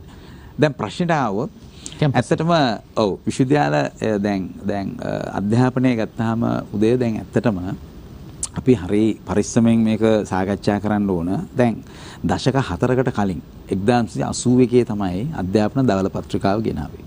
ඒතර එදා අධ්‍යාපන දවල පත්‍රිකාව ජයජාතන පාලනයෙන් ගෙනෙද්දී ඒක ඇතුළේ තිබුණෙත් මේ අධ්‍යාපනය ක්‍රමානුකූලව පෞද්ගලීකරණය කිරීම. දැන් පෞද්ගලීකරණය කිරීම සම්බන්ධයෙන් විවිධ මත තියෙනවා. නමුත් අපි දන්නවා එක දෙයක්. දැන් අපි පෙනී හිටින්නේ මේ රටේ සාදිශය බහුතරයක් විශේෂ ජනතාව වෙනුවෙන්. ඒ කියන්නේ අපි සාමාන්‍ය පොදු ජනතාව කියලා කියන්නේ. අපි දන්නවා රටේ ලක්ෂ 80ක් විතර රාජ්‍යයක්ම ප්‍රතික්ෂේප කරන්න බෑ නේද පෞද්ගලික. ඒ කියන්නේ සාතිශය බහුතරය. ඒ කියන්නේ විශේෂයෙන් අපි දන්නවා මේ අපි කම්කරු පන්තිය කියලා සමහර අය කැමති නැහැ කම්කරු පන්තිය කියලා කියනවා. අපි කියන වැඩ කරන ජනතාව කියලා කිව්වහම ඉතින් අපි දන්නවා රාජ්‍ය අංශය පෞද්ගලික අංශය විවිධ සුළු ව්‍යාපාර මෙහෙම ක්ෂේත්‍ර ගණනාවක පිරිස ඉන්නවා. ගොවි ජනතාවක් ඉන්නවා. දීවර ජනතාවක් ඉන්නවා. විවිධ ස්වයං රැකියා කරන පිරිස ඉන්නවා. එහෙම ගත්තාම මේ වැඩ කරන ජනතාව විවිධ වෘත්තිකයන් ඉන්නවා. කලාකරුවන් ඔබ වෙන මාධ්‍යවේදීන් ඉන්නවා. ඒ වගේ විවිධ වෘත්ති නිලනියයිලන පිරිස ඉන්නවා. විවිධ වැටුප් තලවල මේ අය ඉන්නවා. තාම අඩු වැටුප් තලවල සාමාන්‍ය මධ්‍යපාන්තික වැටුප් තලවල ඉන්න පිරිස ඉන්නවා. මේ සියලු දෙනාම තමයි මේ වැඩ කරන ජනතාව කියලා කියන්නේ. එතකොට මේ අය අතරින් හැම කෙනෙක්ම අපි දන්නවා දැන් විශේෂයෙන් මේ නිදහස් අධ්‍යාපනය තුළ අධ්‍යාපන ලැබපු විශාල පිරිසක් මේ රටේ ඉන්නවා. ඒතර අපි අද රටේ ගත්තොත් අද රටේ ගොඩක් වැදගත් ස්ථානවල රාජ්‍යයේ විවිධ මර්මස්ථානවල විවිධ පරිපාලන ක්ෂේත්‍රවල මේ අය තමුන්ගේ රාජකාරී කරනවා. රටේ ආර්ථිකය සම්බන්ධයෙන් වෙනත් පරිපාලන ක්‍රියාවලිය සම්බන්ධයෙන් සේවාවන ලොකු කාර්යභාරයක් කරනවා. සමහර රටේ වැඩේ කරගන්න බැරුව බොහොම දුකෙන් ඉන්නවා. ඉතින් අපි දන්නවා ඒ නිසා මේ අධ්‍යාපනය රැකගන්න එදා 1981 තරගල ඇතුණා. එදා තරගල තිබුණා. එදා සටන් තිබුණා. ඒවා නිසා තමයි අදටත් ගමේ දරුවෙකුට විශ්වවිද්‍යාල තරංග විභාග අපි මේ අධ්‍යාපන ක්‍රමය පිළිගන්නේ නැහැ. මේකේ තියෙන බොහොම අඩුපාඩු තියෙනවා. මේ තරංගයට දක්වන එක මේ දරුවන්ගේ ළමා කාලයේ අහිමි වෙන විදිහට මේ අධ්‍යාපන ක්‍රමය සකස් වෙලා තියෙන සම්බන්ධයෙන් අපිට බරපතල විවේචනයක් තියෙනවා. ඒ ඔක්කොම තියෙද්දිත් අඩුම තරමින් මේ තියෙන අවස්ථාව ඉතුරුලා තියෙන ඉඳ තමයි මේ දරුවෝ තාම තරංග විභාගයෙන් හරි ගිහිල්ලා විශ්වවිද්‍යාල අධ්‍යාපනයක් ලබන්නේ. වෛද්‍යවරයෙක්, ගණකාධිකාරිවරයෙක්, එහෙම නැත්නම් ඉංජිනේරුවෙක්, නැත්නම් ගුරුවරයෙක් හැටියට හරි රැකියාව කරන්න අවශ්‍ය පසුබිම සකස් කරගන්න. ඉතින් අපි දන්නවා. ඒ නිසා ඒක රැකුනේ දීර්ඝ කාලෙම සිද්ධ වෙච්ච අරගලයක. මේක නිකන් සිද්ධ වෙච්ච දෙයක් නෙවෙයි. මේක මේ මෙතරම් මට්ටම දැනටත් අධ්‍යාපනයේ සැලකිය යුතු පදාසය පෞද්ගලීකරණය වෙලා තියෙනවා. අපි දන්නවා දැනටමත් අපේ පොකට් එකකින් තමයි ගොඩක් දේවල් යන්නේ. පළවෙනි පන්තියට ඇතුල් වෙන තැනේ ඉඳන් විශ්වවිද්‍යාලයට යනකල් අපි දන්නවා. නමුත් යම්කිසි ප්‍රමාණයකට හරි මේ අධ්‍යාපනයේ අයිතිය මේ රටේ පොදු මහ ජනතාවට මම කිව්ව පොදු මහ ජනතාවට මේ ඉතුරුලා තියෙන්නේ මෙන්න මේ මැදිහත් වීම ඇතුලේ. ඒ නිසා අර අධ්‍යාපනය කඩාකප්පල් වෙනවා කියන එක ඒක හරියම අතුරු කාරණයක්.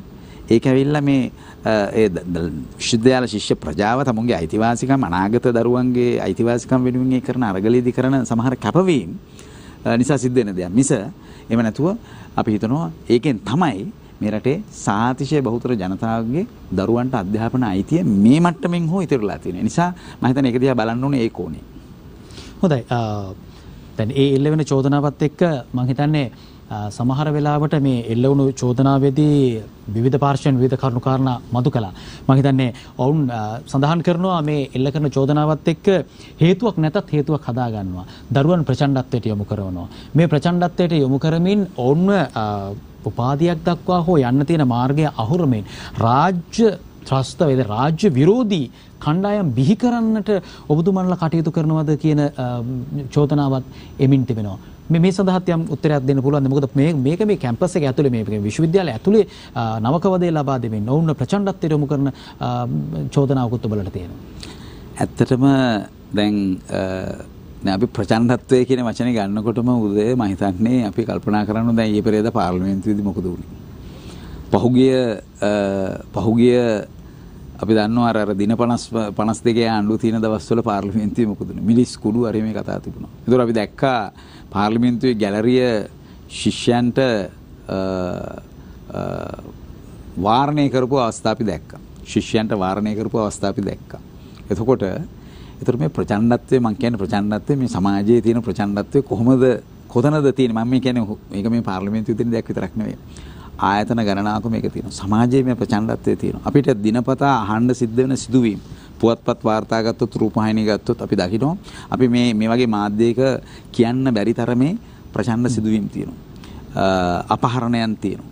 මේ වගේ තියෙනවා. ඒතර අපි දැක්කා මේ විශේෂයෙන් මේ විවෘතාර්ථික ක්‍රියාදාමයේ ඉස්සරහට එද්දී දැන් දශක 4කට විතර කලින් මේක එන්න වර්ධනය වුණා. ඒ සංස්කෘතිය වර්ධනය වුණා. ඒ නිසා සමාජයේ මේ තියෙන ප්‍රචණ්ඩත්වයේ සමාජයේ තියෙන මේ සමාජ විරෝධී භාවිතය එක පැත්තකින් වර්ධනය. අනිත් පැත්තෙන් රාජ්‍යයේ ප්‍රචණ්ඩත්වය, රාජ්‍ය ත්‍රස්තවාදය, රාජ්‍යයේ ප්‍රචණ්ඩත්වය, රාජ්‍ය ත්‍රස්තවාදී අපි අත්දැකලා තියෙනවා.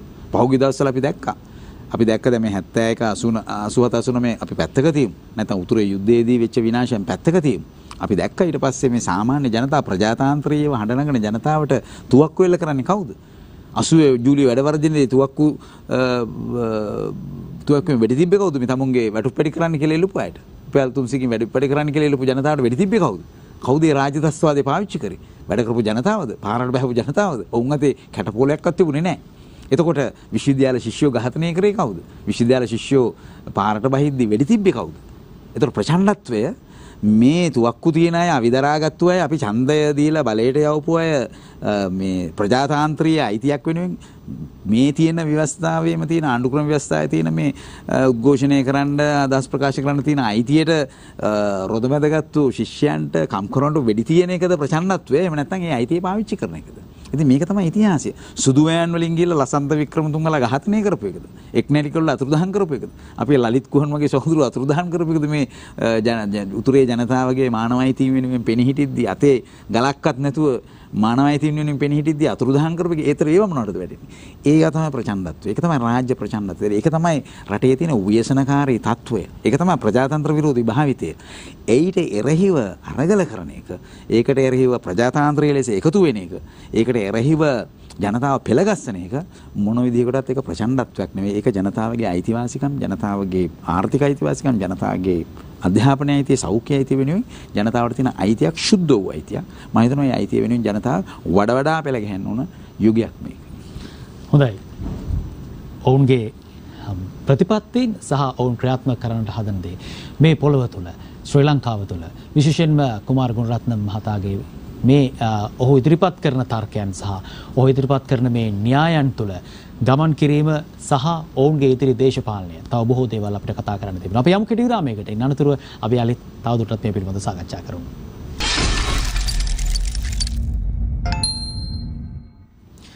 පෙරටුගාමී සමාජවාදී පක්ෂයේ ප්‍රධාන ලේකම් කුමාර ගුණරත්නම් සහෝදරයා සමගයි අපි මේ සාකච්ඡාව අද දවසේ සිදු කරමින් සිටින්නේ. ටර්නින් පොයින්ට් අවසාන විනාඩි කිහිපයටයි අපි මේ ළඟා වෙමින් සිටින්නේ. හොඳයි. අපි පෙරටුගාමීන් ගැන කතා කරන මොහොතේදී ඔවුන් බොහෝ දේවල් කරනවා. අපිට විවිධ තොරතුරු ලැබෙනවා. ඇත්තටම පෙරටුගාමීන් මේ දවස්වල මොනවද කරන්නේ? මොකද්ද ටාගට් එක? කොහෙද මේ යන්නේ?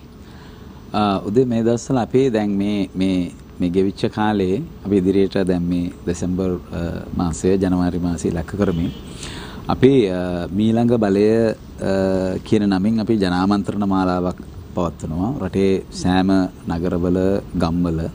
ඒතර මේකෙදී අපි මූලික වශයෙන් මේ අපේ ඉදිරි දේශපාලන වැඩපිළිවෙල තමයි අපි ජනතාවට පැහැදිලි කරන්නේ.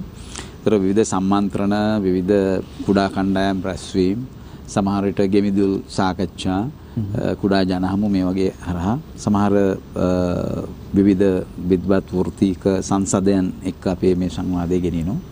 එනිසා අපි මේ උත්සාහ කරන්නේ ඒතර විවිධ කලාකරුවන්, පූජක පක්ෂයේ සමහර නියෝජිතයෝ, උත්සවති නියෝජිතයෝ මේ හැම කෙනත් එක්ක මේ සංවාදය ගෙනියනවා. ඒකේ මූලික අරමුණ තමයි දැන් මේ තියෙන අර මම මුලින් කිව්ව කාරණේ කියන්නේ මේ තියෙන මේ අර්බුදය කොහොමද අපි උත්තරයක් හොයන්නේ? මොකද දැන් විවේචනය කරන්න පුළුවන්. දැන් හැමදාම එහෙමනේ. දැන් සාමාන්‍යයෙන් විවේචනය කරන්න පුළුවන්. ගොඩක් අය විවේචනය කරනවා. හැබැයි මේ විවේචනය, අපේ විවේචනය මූලික වශයෙන් එල්ල වෙන්නේ මේ ආණ්ඩු වෙනසක්, පාර්ලිමේන්තුවේ තව ආණ්ඩුවක් හදලා ඔක්කොමලා එකතු වෙලා ආණ්ඩුවක් හදලා මේ රාජපක්ෂලා කරනපුවම ප්‍රශ්න විසඳනවා කියන තැනට නෙවෙයි. එහෙම ප්‍රශ්න විසඳන්න බැහැයි කියන කාරණයට තමයි අපේ විවේචනයේ පදනම් වෙන්නේ. අපේ විවේචනයේ පවා පදනම් වෙන්නේ මේ තියෙන ආර්ථික අර්බුදය, මේ තියෙන දේශපාලන අර්බුදය, මේ තියෙන කලාපීය බලවතුන්ට රට යටත් කිරීම. ඉතින් මේ කියන තත්වයන් ඇත්තටම ගත්තොත් අපි මේ ජාතිවාදී ප්‍රශ්න මේ තමිල් මුස්ලිම් ජනතාව මේ ක්‍රමානුකූලව මේ ලාංකීය ජනතාව නෙවෙයි කියලා හිතන්න පොළඹවන විදිහේ දේශපාලන ක්‍රියාමාර්ග මේ ඔක්කොටම එරෙහිව තවත් ආණ්ඩුවක් හදලා නැත්නම් මේ අවුරුදු 73 අපි කරපු වැඩේ ආපුසරයක් කරලා මේකට උත්තරයක් හම්බෙන්නේ නැහැ කියන එක කියන්න තමයි අපේ විවේචනයේ පදනම් වෙන්නේ එක පැත්තකින්. ඒ වගේම අපේ වැඩපිළිවෙල පදනම් වෙන්නේ මූලික වශයෙන් අපි අර වැඩපිළිවෙලේ දිගු කාලීන ඉලක්කය ගැන අපිට කිසිම සැකයක් නැහැ. අපි ඒක බොහොම විවෘතව කියනවා. ඒක සමාජවාදය. හැබැයි ඒ යන අතරේ අපි අර ඒ යන අතරේ හම්බ වෙන එක සතපුම් කණුවක්. එහෙම නැත්නම් අපි ඒකේ පළවෙනි පියවර තමයි අර ජනතා බලයක් අර මම ඉස්සලා කිව්වේ එළිය ගොඩන ගන්න ඕන. ඒක කොහොමද ගොඩනගන්නේ? ඒකට කොහොමද අපි සහභාගී වෙන්නේ? දැන් මොකද අපි සංවිධානය වෙමු. අපි මේක පන්නමු මේක වැඩ කරමු කියලා කිව්වට අපිට ජනතාවට දෙන්න ඕන දැන් වැඩ කරන තැනක්. එහෙම සංවිධානය වෙන තැනක්, ක්‍රියාකාරී වෙන තැනක්. ගොවි ජනතාව නම් ගොවි ජනතාව සංවිධානය වෙන තැනක්. වෙනත් ක්ෂේත්‍රයක අය නම් ඒ සංවිධානය තැනක්. ගම්වල ඉන්න අය නම් කොහොමද තමුන්ගේ ප්‍රදේශයේ රෝහලද අධ්‍යාපනයද එහෙම නැත්නම් පරිසරයේද කොහොමද මේකට ඒක රැකගන්නේ කියන සංවිධානය වෙන තැනක්. ඒ තැන අපි යෝජනා කරනවා. ඒතර ඒ වැඩපිළිවෙල තමයි අපි ජනතාවත් එක්ක සාකච්ඡා කරන්නේ.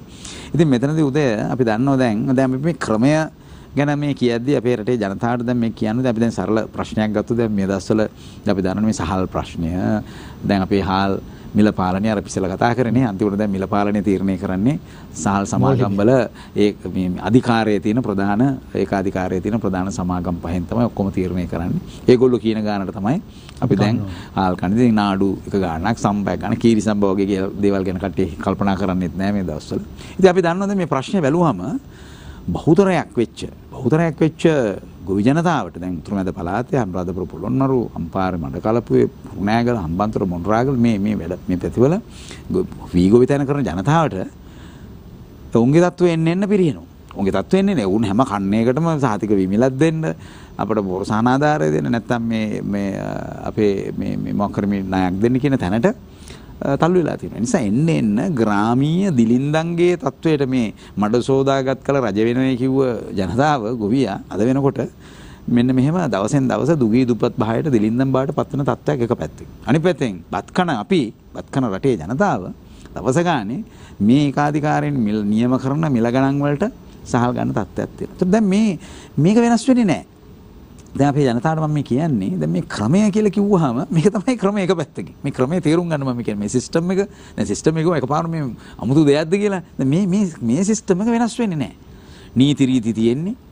බැංකු වල ණය දෙන්නේ. අනිකුත් ව්‍යවස්ථා හැදලා තියෙන්නේ. මේ ක්‍රමවේදය හැමම තියෙන්නේ. ඉතින් කොයි ආණ්ඩුව ආවත් මේ වෙනසක් වෙන්නේ නැහැ. ඉතින් මම ඉස්සෙල්ලා කිව්වේ දැන් ගෝඨාභය රාජපක්ෂ මහත්තයා හමුදාවේ නිලධාරියෙකුත් දාගෙන ගිහිල්ලා වටලලා ලොකු දේවල් කරා මෝල් වටලලා නේද? හාල් හංගලා තියෙනවා මේ කෘතිම හාල් හිගයක් මවන්න හදනවා මේ සමාගම් වලින්. ඒ නිසා ඒ ටික අල්ලලා ජනතාවට ලාභයට හාල් දෙනවා කිව්වා. නමුත් දෙන්න තරම් හාල් නැති නිසා අන්තිමට මිල පාලනය අත්තරියයි. ඊට පස්සේ මිල තීරණය කරා. මිල පාලනය ගත්ත අතට හසි නීතියත් විහිළුවක් කරලා මේ මිල පාලනය අතර ගත්ත මේ සමාගම් විසින්. ඒ නිසා හැමදාම ගොවිය අසරණයි හැමදාම පාරිභෝගිකය අසරණයි. හැබැයි මේගොල්ලන්ගේ ආදායම දවස ගානේ දවසට ලක්ෂ 150 මාධ්‍ය නාලිකාවකට ආපු එක මේ සහල් මෝල් හිමියෙක් ප්‍රධාන ව්‍යාපාරිකයෙක් එයා ඇවිල්ලා මාධ්‍යයකට වෙල කිව්වේ දවසට ලක්ෂ 150. ඒතකොට අපි ගණන් හදලා බලපුවාම ගොවියට දවසට රුපියල් 300ක් හම්බෙන්නේ. දවසට රුපියල් 300. ඒතකොට මෙතන මේ දැවැන්ත පරතරය මේ සූරාකෑම මේ දින සුවිශේෂ ලාභයක් ලබන මේ ක්‍රියාවලිය දශමයකින්වත් වෙනස් වෙන්නේ නැතුව මේ ගොවි ජනතාවටවත් මේ පාරිභෝගික ජනතාවටවත් සහනයක් සලස්සන්න බෑ. ඉතින් මේක මෙහෙම්ම තියෙනවා. මෙහෙම්ම මේක තියාගෙන මේගොල්ලෝ මැතිවරණ වලට ආපුවම කියනවා අපි ඔබට පෝරසාන ආධාරය දෙන්නම්. පෝරසාන ආධාරය මැදි නම් ඔබට දැන් පෝරසාන ආධාරයටත් ෂොට් එක දීලා තියෙන්නේ. දැන් පෝරසාන ආධාරයකුත් නැහැ. දැන් ඉතින් ඒකත් ඉවරයි. ඒ කාලෙත් ඉවරයි. ඉන්න නැත්නම් ජනසවිය දෙන්න නැත්නම් සමෘද්ධිය දෙන්න කියලා මේ ක්‍රමයට අත තියන්නේ නැතුව මේ සිස්ටම් එකට අත තියන්නේ නැතුව වෙන අතුරු කාරණා ටිකක් දීලා ඡන්දය ගන්න බලන. ඒ නිසා ක්‍රමය එහෙමම තියෙනවා. ඉතින් අපි කියන්නේ මේ ක්‍රමය තියෙනකල් මේ බහුතර ජනතාවකට මේක සාධාරණ ඉෂ්ට වෙන්නේ නැහැ. මේ කීප දෙනා තමයි මේකේ ලාභය ලබන්නේ. එතකොට දැන් පහුගිය කාලේ අපි දැක්ක කොවිඩ් සංගතය ආපු වෙලාවේ මුලින්ම පළවෙනි කොවිඩ් රැල්ල දෙවෙනි කොවිඩ් රැල්ල ආපු ගමන් ආණ්ඩුවේ තීන්දුව ඔක්කොම තිබුණේ කොහොමද? මේ සමාගම් වලට බදු සහන දුන්නේ. මේ සමාගම් වලට බදු සහන දුන්නේ. අපි දන්නවා කෝප් කමිටු වාර්තාවේ 2021 2020 මාර්තු මාසේ කෝප් කමිටු වාර්තාවේ තියෙන 2020 විතරක් බදු නොගොපු ආදායම් රුපියල් බිලියන 105ක් 2015 ඉඳන් රුපියල් බිලියන 415. එහෙම තියෙද්දි තමයි බැසිල් රාජපක්ෂ මහත්තයා අර 100ට එකක් ගෙවලා මේ ඔක්කොම කළු සල්ලි ටික ගෙනත් දාන්නේ කිව්වා. අර මුදල් 50ක් එහෙම ගෙනාවේ. දැන් පෝට් සිටි හැදලා තියෙන කළු සල්ලි ටික දාන්න. ඉතින් එතකොට ඒ අයටම සහන දෙන නීති, ඒ අයටම බදු සහන දෙන නීති රීති, ඒ අයටම බැංකු ණය දෙන නීති රීති හැදෙනවා මිස මේ ක්‍රමවේදයට අත තියන්නේ නැහැ. අපි කියන්නේ ක්‍රමය කියලා කියන්නේ මෙන්න මේක. එතකොට ක්‍රමය වෙනස් වෙනවා කියන්නේ මොකද්ද? මේ මෝල් වල ආධිපත්‍යය තියෙන, මේ ගබඩා වල ආධිපත්‍යය තියෙන, මේ ප්‍රවාහනයේ ආධිපත්‍යය තියෙන, මේ දවසට මෙතරම් ලාභ කඳු ගොඩ ගන්න මේ ආධිපත්‍යය බිඳෙන ක්‍රමය තමයි ක්‍රමය වෙනස් වීම. ඕකට තමයි අපි සමාජවාදී කියන්නේ. එහෙම නැතුව මේ තේරුම් ගන්න බැරි 아무තු කාරණාවක් නෙවෙයි. ඉතින් අපි ඒකට යද්දී අපි ආරම්භක ලක්ෂ්‍ය කියලා අපි කියන්නේ මේ ගොවි ජනතාව. ඒගොල්ලෝ එක මධ්‍යස්ථානයකට එකතු වෙනවා. ඔවුන් සුදුසු පොහොරක් සඳහා, ඔවුන්ගේ වගහානි වලට වන්දි ලබා ගැනීම සඳහා එතන ඉඳන් අවසානයේදී මේ සමාගම් වල ග්‍රහණයෙන් තමුන් නිදහස් කරගෙන ඉඳලා තමුන් සංවිධානය වෙන එක මධ්‍යස්ථානයකට එනවනම් කමක් නැහැ.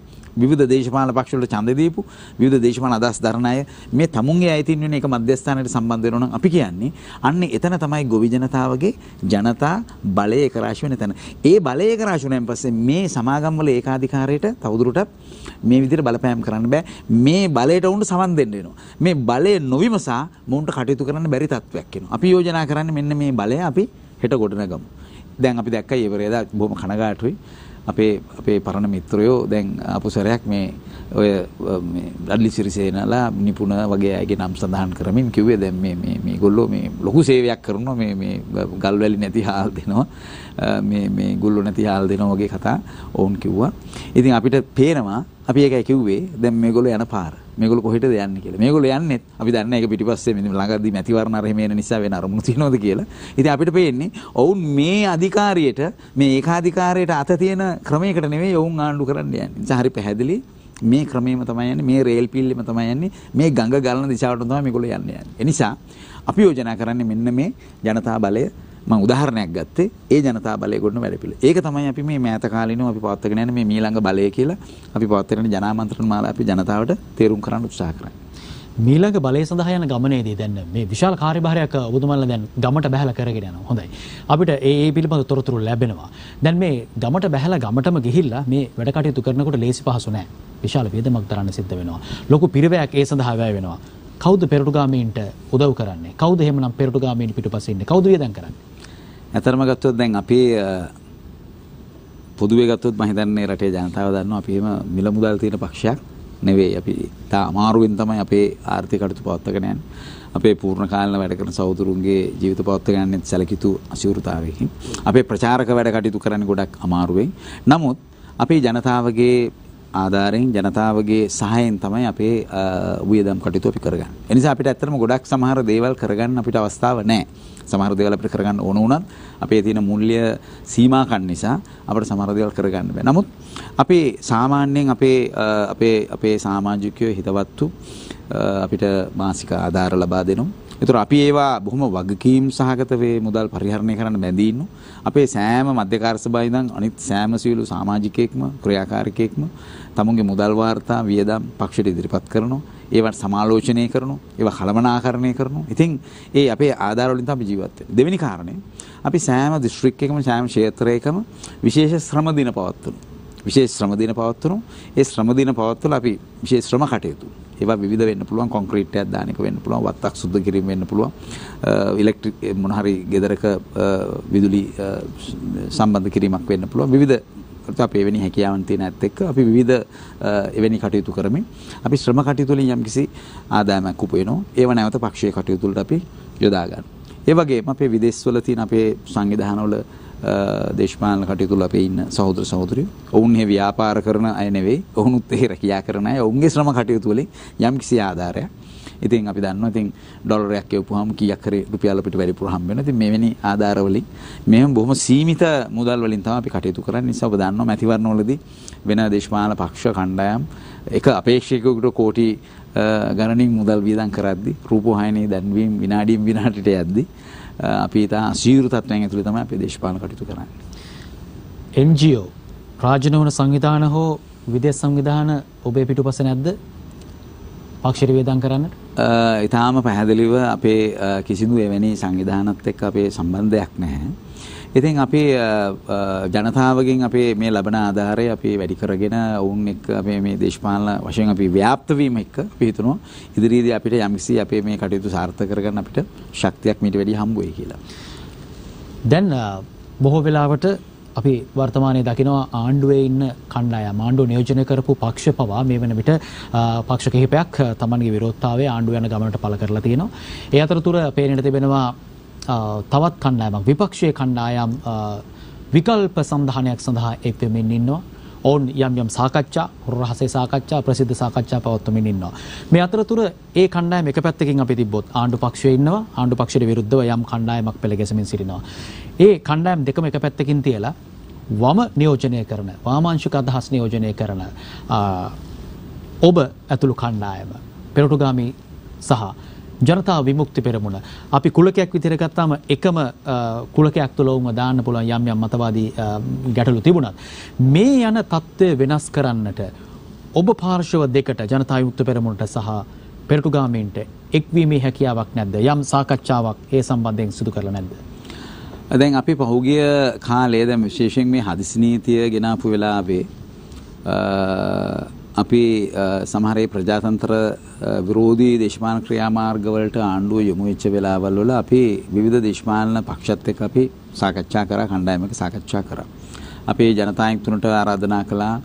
අනෙකුත් අපි ආණ්ඩුවේ හිටියත් ආණ්ඩුවේම කොටස්කාරයෝ ලෙස හිටියත් සමාජ පක්ෂ, කොමියුනිස්ට් පක්ෂ වගේවත් ඒ කතා කරා. විවිධ දේශපාලන චරිතත් එක්ක අපි සාකච්ඡා කරා වෙනත් දේශපාලන පක්ෂවල. ඉතින් අපි උත්සාහ කරේ මොකද අපි දන්නවා මේ රටේ පොදු ප්‍රශ්නවලදී විශේෂයෙන් ප්‍රජාතන්ත්‍රවාදයේ වගේ ප්‍රජාතන්ත්‍ර විරෝධී දේශපාලන ක්‍රියාවලියකට මේ ආණ්ඩුව සැරසෙද්දී අපි දන්නවා මේ දැන් ක්‍රමානුකූලව ඉස්සලත් මම කිව්වේ අර මිලිටරි කරන ව්‍යුහාත්මකව මිලිටරි කරණය ශක්තිමත් කරමින් යන තත්වයක් තියෙන. ඉතින් ඒ නිසා මේ ඒක නිකන් මේ හමුදාවෙන් ඇවිල්ලා මේ එන්නත් දෙනවා වගේ කතාවක් නෙවෙයි. ඒක ඇවිල්ලා මේ සරල ඒක වහන කතාව. ඒක ඇත්තට යටින් යනවා වෙනම මේ බලය සම්බන්ධ වෙනම ක්‍රියාවලිය. ඉතින් ඒ වගේ වෙලාවවලදී අපි හිතනවා රටේ ජනතාවගේ පොදු ප්‍රශ්නවලදී අපිට ඒකට වැඩ කරන්න ඕන. අපි ඒ දෑත දියු කරන්න කැමති ඒ සියලුම වාමාංශික ප්‍රගතිශීලී කණ්ඩායම් වලට පුද්ගලයන්ට ස්වේච්ඡා සංවිධානට අපි දෑත් දියු කරන්න කැමති. මොකද එහෙමනේ එක්සත් ක්‍රියාමාර්ග අවශ්‍යයි.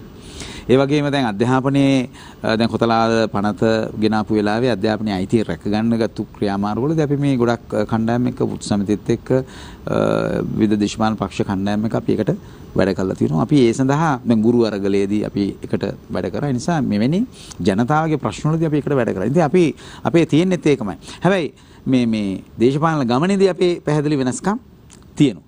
කොහොමත් අපි දන්නවා මේ රට ආණ්ඩු කරපු දේශපාලන කණ්ඩායම් වල ගමන සම්පූර්ණයෙන්ම වෙනස් පාරක යන්නේ. නමුත් අද වෙනකොට ජනතා හිතුවරණත් මම ඉස්සෙල්ලා කිව්වා වගේ දැන් සම්පූර්ණයෙන්ම ඒ යන පාරේ එමෙතෙක් ආණ්ඩුගේ ගමන් මාර්ගයේ යන්න ආරම්භ කළා තියෙනවා. විශේෂයෙන් මේ ආණ්ඩුවක් ඇතුලේ මේ තියෙන පාර්ලිමේන්තු ක්‍රමය ඇතුලේ ප්‍රශ්න විසඳන්න පුළුවන් කියන විශ්වාසය සමාජයට ගේන උත්සාහ කරන ඒ අසාර්ථක උත්සාහය ඇතුලේ. නමුත් එවැනි තත්ත්වයන් තියෙද්දිත් අපි දන්නවා මේ ජනතා හිතුවරණේ අනිකුත් ප්‍රගතිශීලී ජන කණ්ඩායම් වල රටේ ප්‍රජාතන්ත්‍රවාදයේ රටේ අනාගත ජයග්‍රහණය වෙනුවෙන් විශාල අභිලාෂයක් උනන්දුවක් තියෙන ජන කොටස් ඉන්නවා. ඒ නිසා අපි මේ පොදු අරගලවලදී පොදු අවශ්‍යතාවයන් වලදී අනිවාර්යෙන් අත්වල බැඳගෙන එකට කටයුතු කරන්න ඕනේ කියන දැඩි ස්ථාවරය අපි ඉන්නවා. ඒකට අපි කිසිදු වෙලාවක අපේ පැත්තෙන් බාධාක් නෑ. ඒක වෙනුවෙන් යම් කැපකිරීමක් කරලා වැඩ කරන්නත් අපි ලෑස්ති. මොකද එවැනි කැපකිරීම අවශ්‍යයි. මොකද මේ වාද විවාද කරමින් ඉක්මනටම විසිරී යනවට වඩා පොදු අරමුණු සාක්ෂාත් කර ගැනීම සඳහා ජයග්‍රහණය කර ගැනීම සඳහා යම් කැපකිරීම කරමින් ඒකාබද්ධ වීමේ අවශ්‍යතාවයක් එවැනි කාලයක් අපේ තියෙනවා. ඉතින් සමහර එවැනි උත්සාහයන්ට මේ අපේ මිත්‍රයන්ගේ සමහර ප්‍රතිචාර අපිට තියෙනවා. ඒවා සමහරට ඍණාත්මක ප්‍රතිපාර තිබිච්ච අවස්ථා තියෙනවා. නමුත් ඉතින් අපි ඒක නොසලකා අපි ඒ උත්සාහය දිගටම යනවා. ඉතින් අපේ ඇත්ත සන්දානගත වීම තියෙන්නේ රටේ ජනතාවත් එක්ක, වැඩ කරන ජනතාවත් එක්ක. මොකද අපිට අද පොට්ටුවට ඡන්ද දුන්න අය වෙන්න පුළුවන්. අද එක්සත් ජාතික පක්ෂයට සමගි ජන බලයට ඡන්ද දුන්න අය වෙන්න පුළුවන්. ජනතාවන්ට ඡන්ද දෙන්න පුළුවන්. දුන්නයි වෙන්න පුළුවන්. නමුත් මේ ජනතාවත් එක්ක සන්ධානය තමයි අපේ ප්‍රධාන සන්ධානගත වීම අපේ එක්සත් වීම එතන තියෙන්නේ. ඒ නිසා අපි මේ ජනතාවත් එක්ක ඒකාබද්ධ වෙලා තමයි මේ කියන ජනතා බලයේ ක්‍රියාමාර්ගයට යන්නේ. එතනදිත් මේ දේශපාලන පක්ෂවල සමහර චරිතවලට ඒකාබද්ධ වීමේ අවස්ථා තියෙනවා අපිට ඒ ගැන සාකච්ඡා කරන්න පුළුවන්. දැන් මේ දවස්වල යන මේ අපි ඉස්සලා කිව්වර ලොකු ආර්ථික අර්බුදයක් ඇවිල්ලා මේ අර ගිලෙන නැවෙන් මියෝ පයින් වගේ හැම කෙනාම මේ කලබල වෙලා ඉන්න වෙලාවේ දැන් ඉතින් හැම කෙනාම මේ අහවලා හොඳයි මෙයා හොඳයි මෙයා නම් හොඳ කෙනෙක් අපි එකතු වෙමු වගේ සාකච්ඡා තියෙනවා. ඉතින් අපි නැවතත් ජනතාවට කියන්නේ ආපෝසරයක් මේ තවත් මේ වගේ ආණ්ඩුවක් හදන ක්‍රියාවලියක් නැවත පෙළ ගැහිමින් තියෙනවා. නමුත් ඊට වඩා අපි කල්පනා කරන්න ඕන අපේ බලය ජනතාවගේ බලය ආණ්ඩුවෙන් එළියේ කොහොමද සංවිධානය කරන්නේ? ඒක සැබෑ බලයක් බවට පත් කරගන්නේ කොහොමද? එතෙන්ට අපි කොහොමද සංවිධානය වෙන්නේ? ඒ සඳහා වැඩපිළිවෙල අපි කොහොමද ගෙනියන්නේ කියන එක තමයි අපේ යෝජනාව. මම දැන් කෙටියෙන් ඇහුවොත් ඔබෙන් ඔබ සහෝදරත්වයේ දෑත් දිගු කරනවද මේ කණ්ඩායම් වලට මේ ප්‍රගතිශීලී ගමනට එකතු වෙන්නේ? පැහැදිලිවම ජනතා විමුක්ති පෙරමුණ වෙනත් වාමාංශික අදහස් දරන දේශපාලන පක්ෂ අපි දැනටමත් සමහර දේශපාලන පක්ෂත් එක්ක ගනුදෙනු කරනවා. ඊට අමතරව ප්‍රගතිශීලී ජන කොටස් ඒ වගේම විවිධ සංවිධානවල එකතු වෙලා ඉන්න අය මේ පොජ්ජාන පෙරමුණේ නැත්නම් සමගජන බලයේ වට ඒක රාශිය වලින් එහෙත් යම් සාධාරණත්වයක් යම් ප්‍රජාතන්ත්‍රවාදයක් යම් අයිතීන් දිනාගත යුතුයි කියලා හිතන ජනත කොටස් මේ සියලු දෙනාටම අපි සහෝදරත්වයේ දෑත් දික් කරනවා. මේ පාර්ලිමේන්තුවෙන් එළියේ ගොඩනගන ජනතා බලය ගොඩනගන මේ මධ්‍යස්ථානයේ වටා ඒක රාශි වෙන්නේ කියලා. හොඳයි. ඊටාම ඉක්මනින් කාලය ගෙවිලා යන නිසා ප්‍රශ්න ඊටාම ඉක්මනින් මම යොමු කරන්න සූදානම්. ඉදිරි මැතිවරණයකදී ඉදිරියේ එන පාර්ලිමේන්තු මැතිවරණයකදී පෙරටුගාමී සමාජවාදී පක්ෂය ඡන්දෙ ඉදිරිපත් වෙනවද? බොහෝ විට මොකද අපේ ඉදිරි මැතිවරණවලදී මොකද අපේ මැතිවරණ සමහර ඒවාට අපි තරම් කරේ නැහැ. හැබැයි පහුගිය මහා මැතිවරණයට පහුගිය ජනාධිපතිවරණයේදී අපි ඉදිරිපත් වුණා. ඉතින් මේ ඉදිරිපත් වීම වලදී අපි අපේ ප්‍රතිපත්ති අපේ අදහස් ජනතාවට ඉදිරිපත් කළා. නමුත් මේ හැම එකකදීම අපේ අදහස් ඉදිරිපත් කිරීම තියෙන්නේ මෙන්න මේ දිශාවට. ඒ නිසා මැතිවරණයට ඉදිරිපත් වෙන්නේ අපේ මේ මතය සමාජගත කරන්න. ඒ වගේම අපි බලාපොරොත්තු වෙන ඉදිරි මහා මැතිවරණවලදී පාර්ලිමේන්තු නියෝජනය කරන්න. ඒ වගේම වෙනත් නියෝජිත ආයතන නියෝජනය කරන්න. මොකද ඒක අවශ්‍යයි. ඒක අවශ්‍ය වෙන්නේ ආපසරයක් ඒ හරහා ගිහින් ප්‍රශ්න විසඳන්න පුළුවන් කියන විශ්වාසය හදන්න නෙවෙයි. ඒ මධ්‍යස්ථානවල ඉඳිමින් ඒ ජනතාවගේ අවධානය ගන්න ඒ නියෝජිත ආයතන තුළ හිඳිමින් මේ එළිය ජනතා බලය හදන ගොඩනැගීමේ වැඩපිළිවෙල ශක්තිමත් කිරීම සඳහා ඒ ආයතනවල නියෝජනය කිරීම අවශ්‍යයි කියලා අපි හිතනවා. හොඳයි.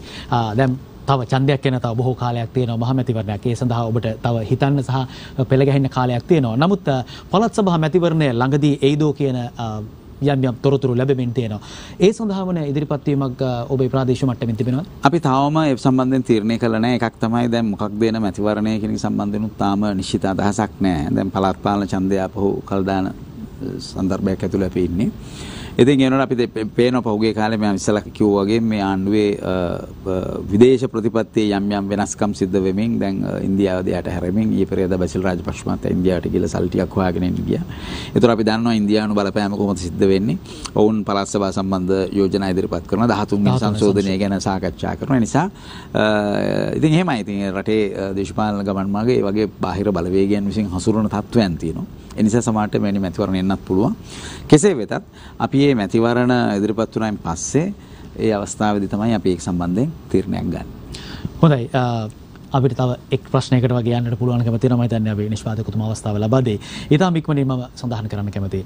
පෙරටුගාමී සමාජවාදී පක්ෂයේ ආසන්නතම මීළඟ ඉලක්කය මොකක්ද?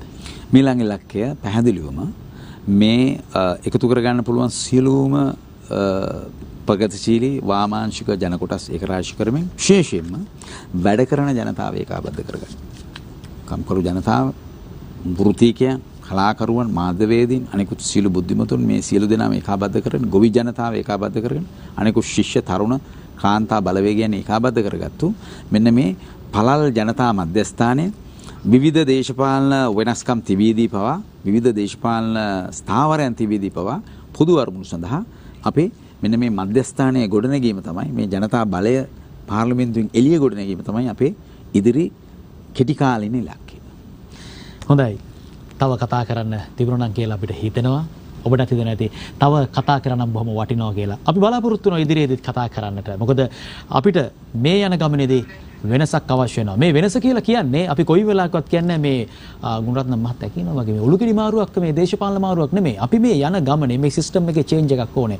දැන් පෙනිලා තියෙනවනේ අපි මේ ගියපු ගමන මේ අපි අද සාකච්ඡාවේදී සාකච්ඡා වූ ආකාරයටම මේකේ වැරද්දක් තියෙනවා. මේ වැරද්ද අපි හදා ගන්න ඕනේ. ඉතින් ඒ නිසා මේ සිස්ටම් චේන්ජ් එක තුළ මේ පද්ධතියේ මේ සියල්ලේ ක්‍රමයේ වෙනස තුළ අපිට හොඳ දේ අනිවාර්යෙන් සියලු දෙනා කාගේ හෝ වේවා ලබා ගන්නට සිද්ධ වෙනවා. එහෙම නැති වුණොත් මේ නැවගිලෙන්නේ අපි හැමෝමත් එක්ක කියන කාරණේ අපි හැමෝම මතක තියාගන්නට ඕන කාරණයක්. එහෙමනම් අද දවසේදී බොහොම ස්තුතිවන්ත වෙනවා මේ දවස්වල ගමට ගිහිල්ලා ගම්මට්ටමින් බොහෝ ලොකු කාර්යයක් කරමින් ඉන්න අවස්ථාවක කොළඹින් බැහැරව ඉඳි තමයි අපිත් එක්ක එකතු වෙන්නේ. පෙට්ටුගාමී සමාජවාදී පක්ෂයේ ප්‍රධාන ලේකම්තුමා කුමාර් ගුණරත්න මැතිතුමා බෙහෙවින්ම ස්තුතිවන්ත වෙනවා. ඔබ නම් අන්තිමට කියන්නේ නේද සහෝදරයා. බොහොම ස්තුතියි එන ඔබතුමාගේ පැමිණීමට. බොහොම ස්තුතියි උදේ අපි අවස්ථාව ලබා දුන්නට. හොඳයි. එහෙමනම් අපි අද දවසේදී වැඩසටහන නිමවට පත් කරනවා ටර්නින් පොයින්ට්. අපි ලබන සතියේදීත් පක්ෂයක නායකයෙක් සමග සාකච්ඡාව කරන්නට සූදානම් වෙනසක් ඇති කරන්නටයි අපි බලාපොරොත්තු වෙන්නේ. අපි හැරවුම් ලක්ෂ්‍ය සටහන් කරමු. ඒ අනුව අපි රට දියුණුව කරා රැගෙන යමු. ලබන සතියේත් දේශපාලන පක්ෂ නායකයෙකු සමග මේ කෙලින් කතාබහට අපි සූදානම්. සහාය ලබා දුන් හැමෝටම බෙහෙවින්ම ස්තුතිවන්ත වෙනවා. ඔබට සුබ රාත්‍රියක්.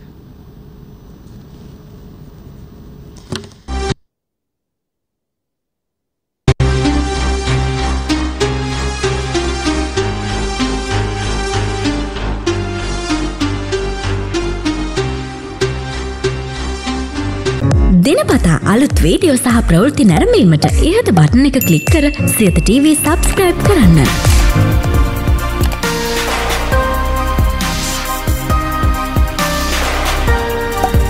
අලුත් වීඩියෝ ගැන මුලින්ම දැනගන්න මෙම සීනුව ක්ලික් කරන්න.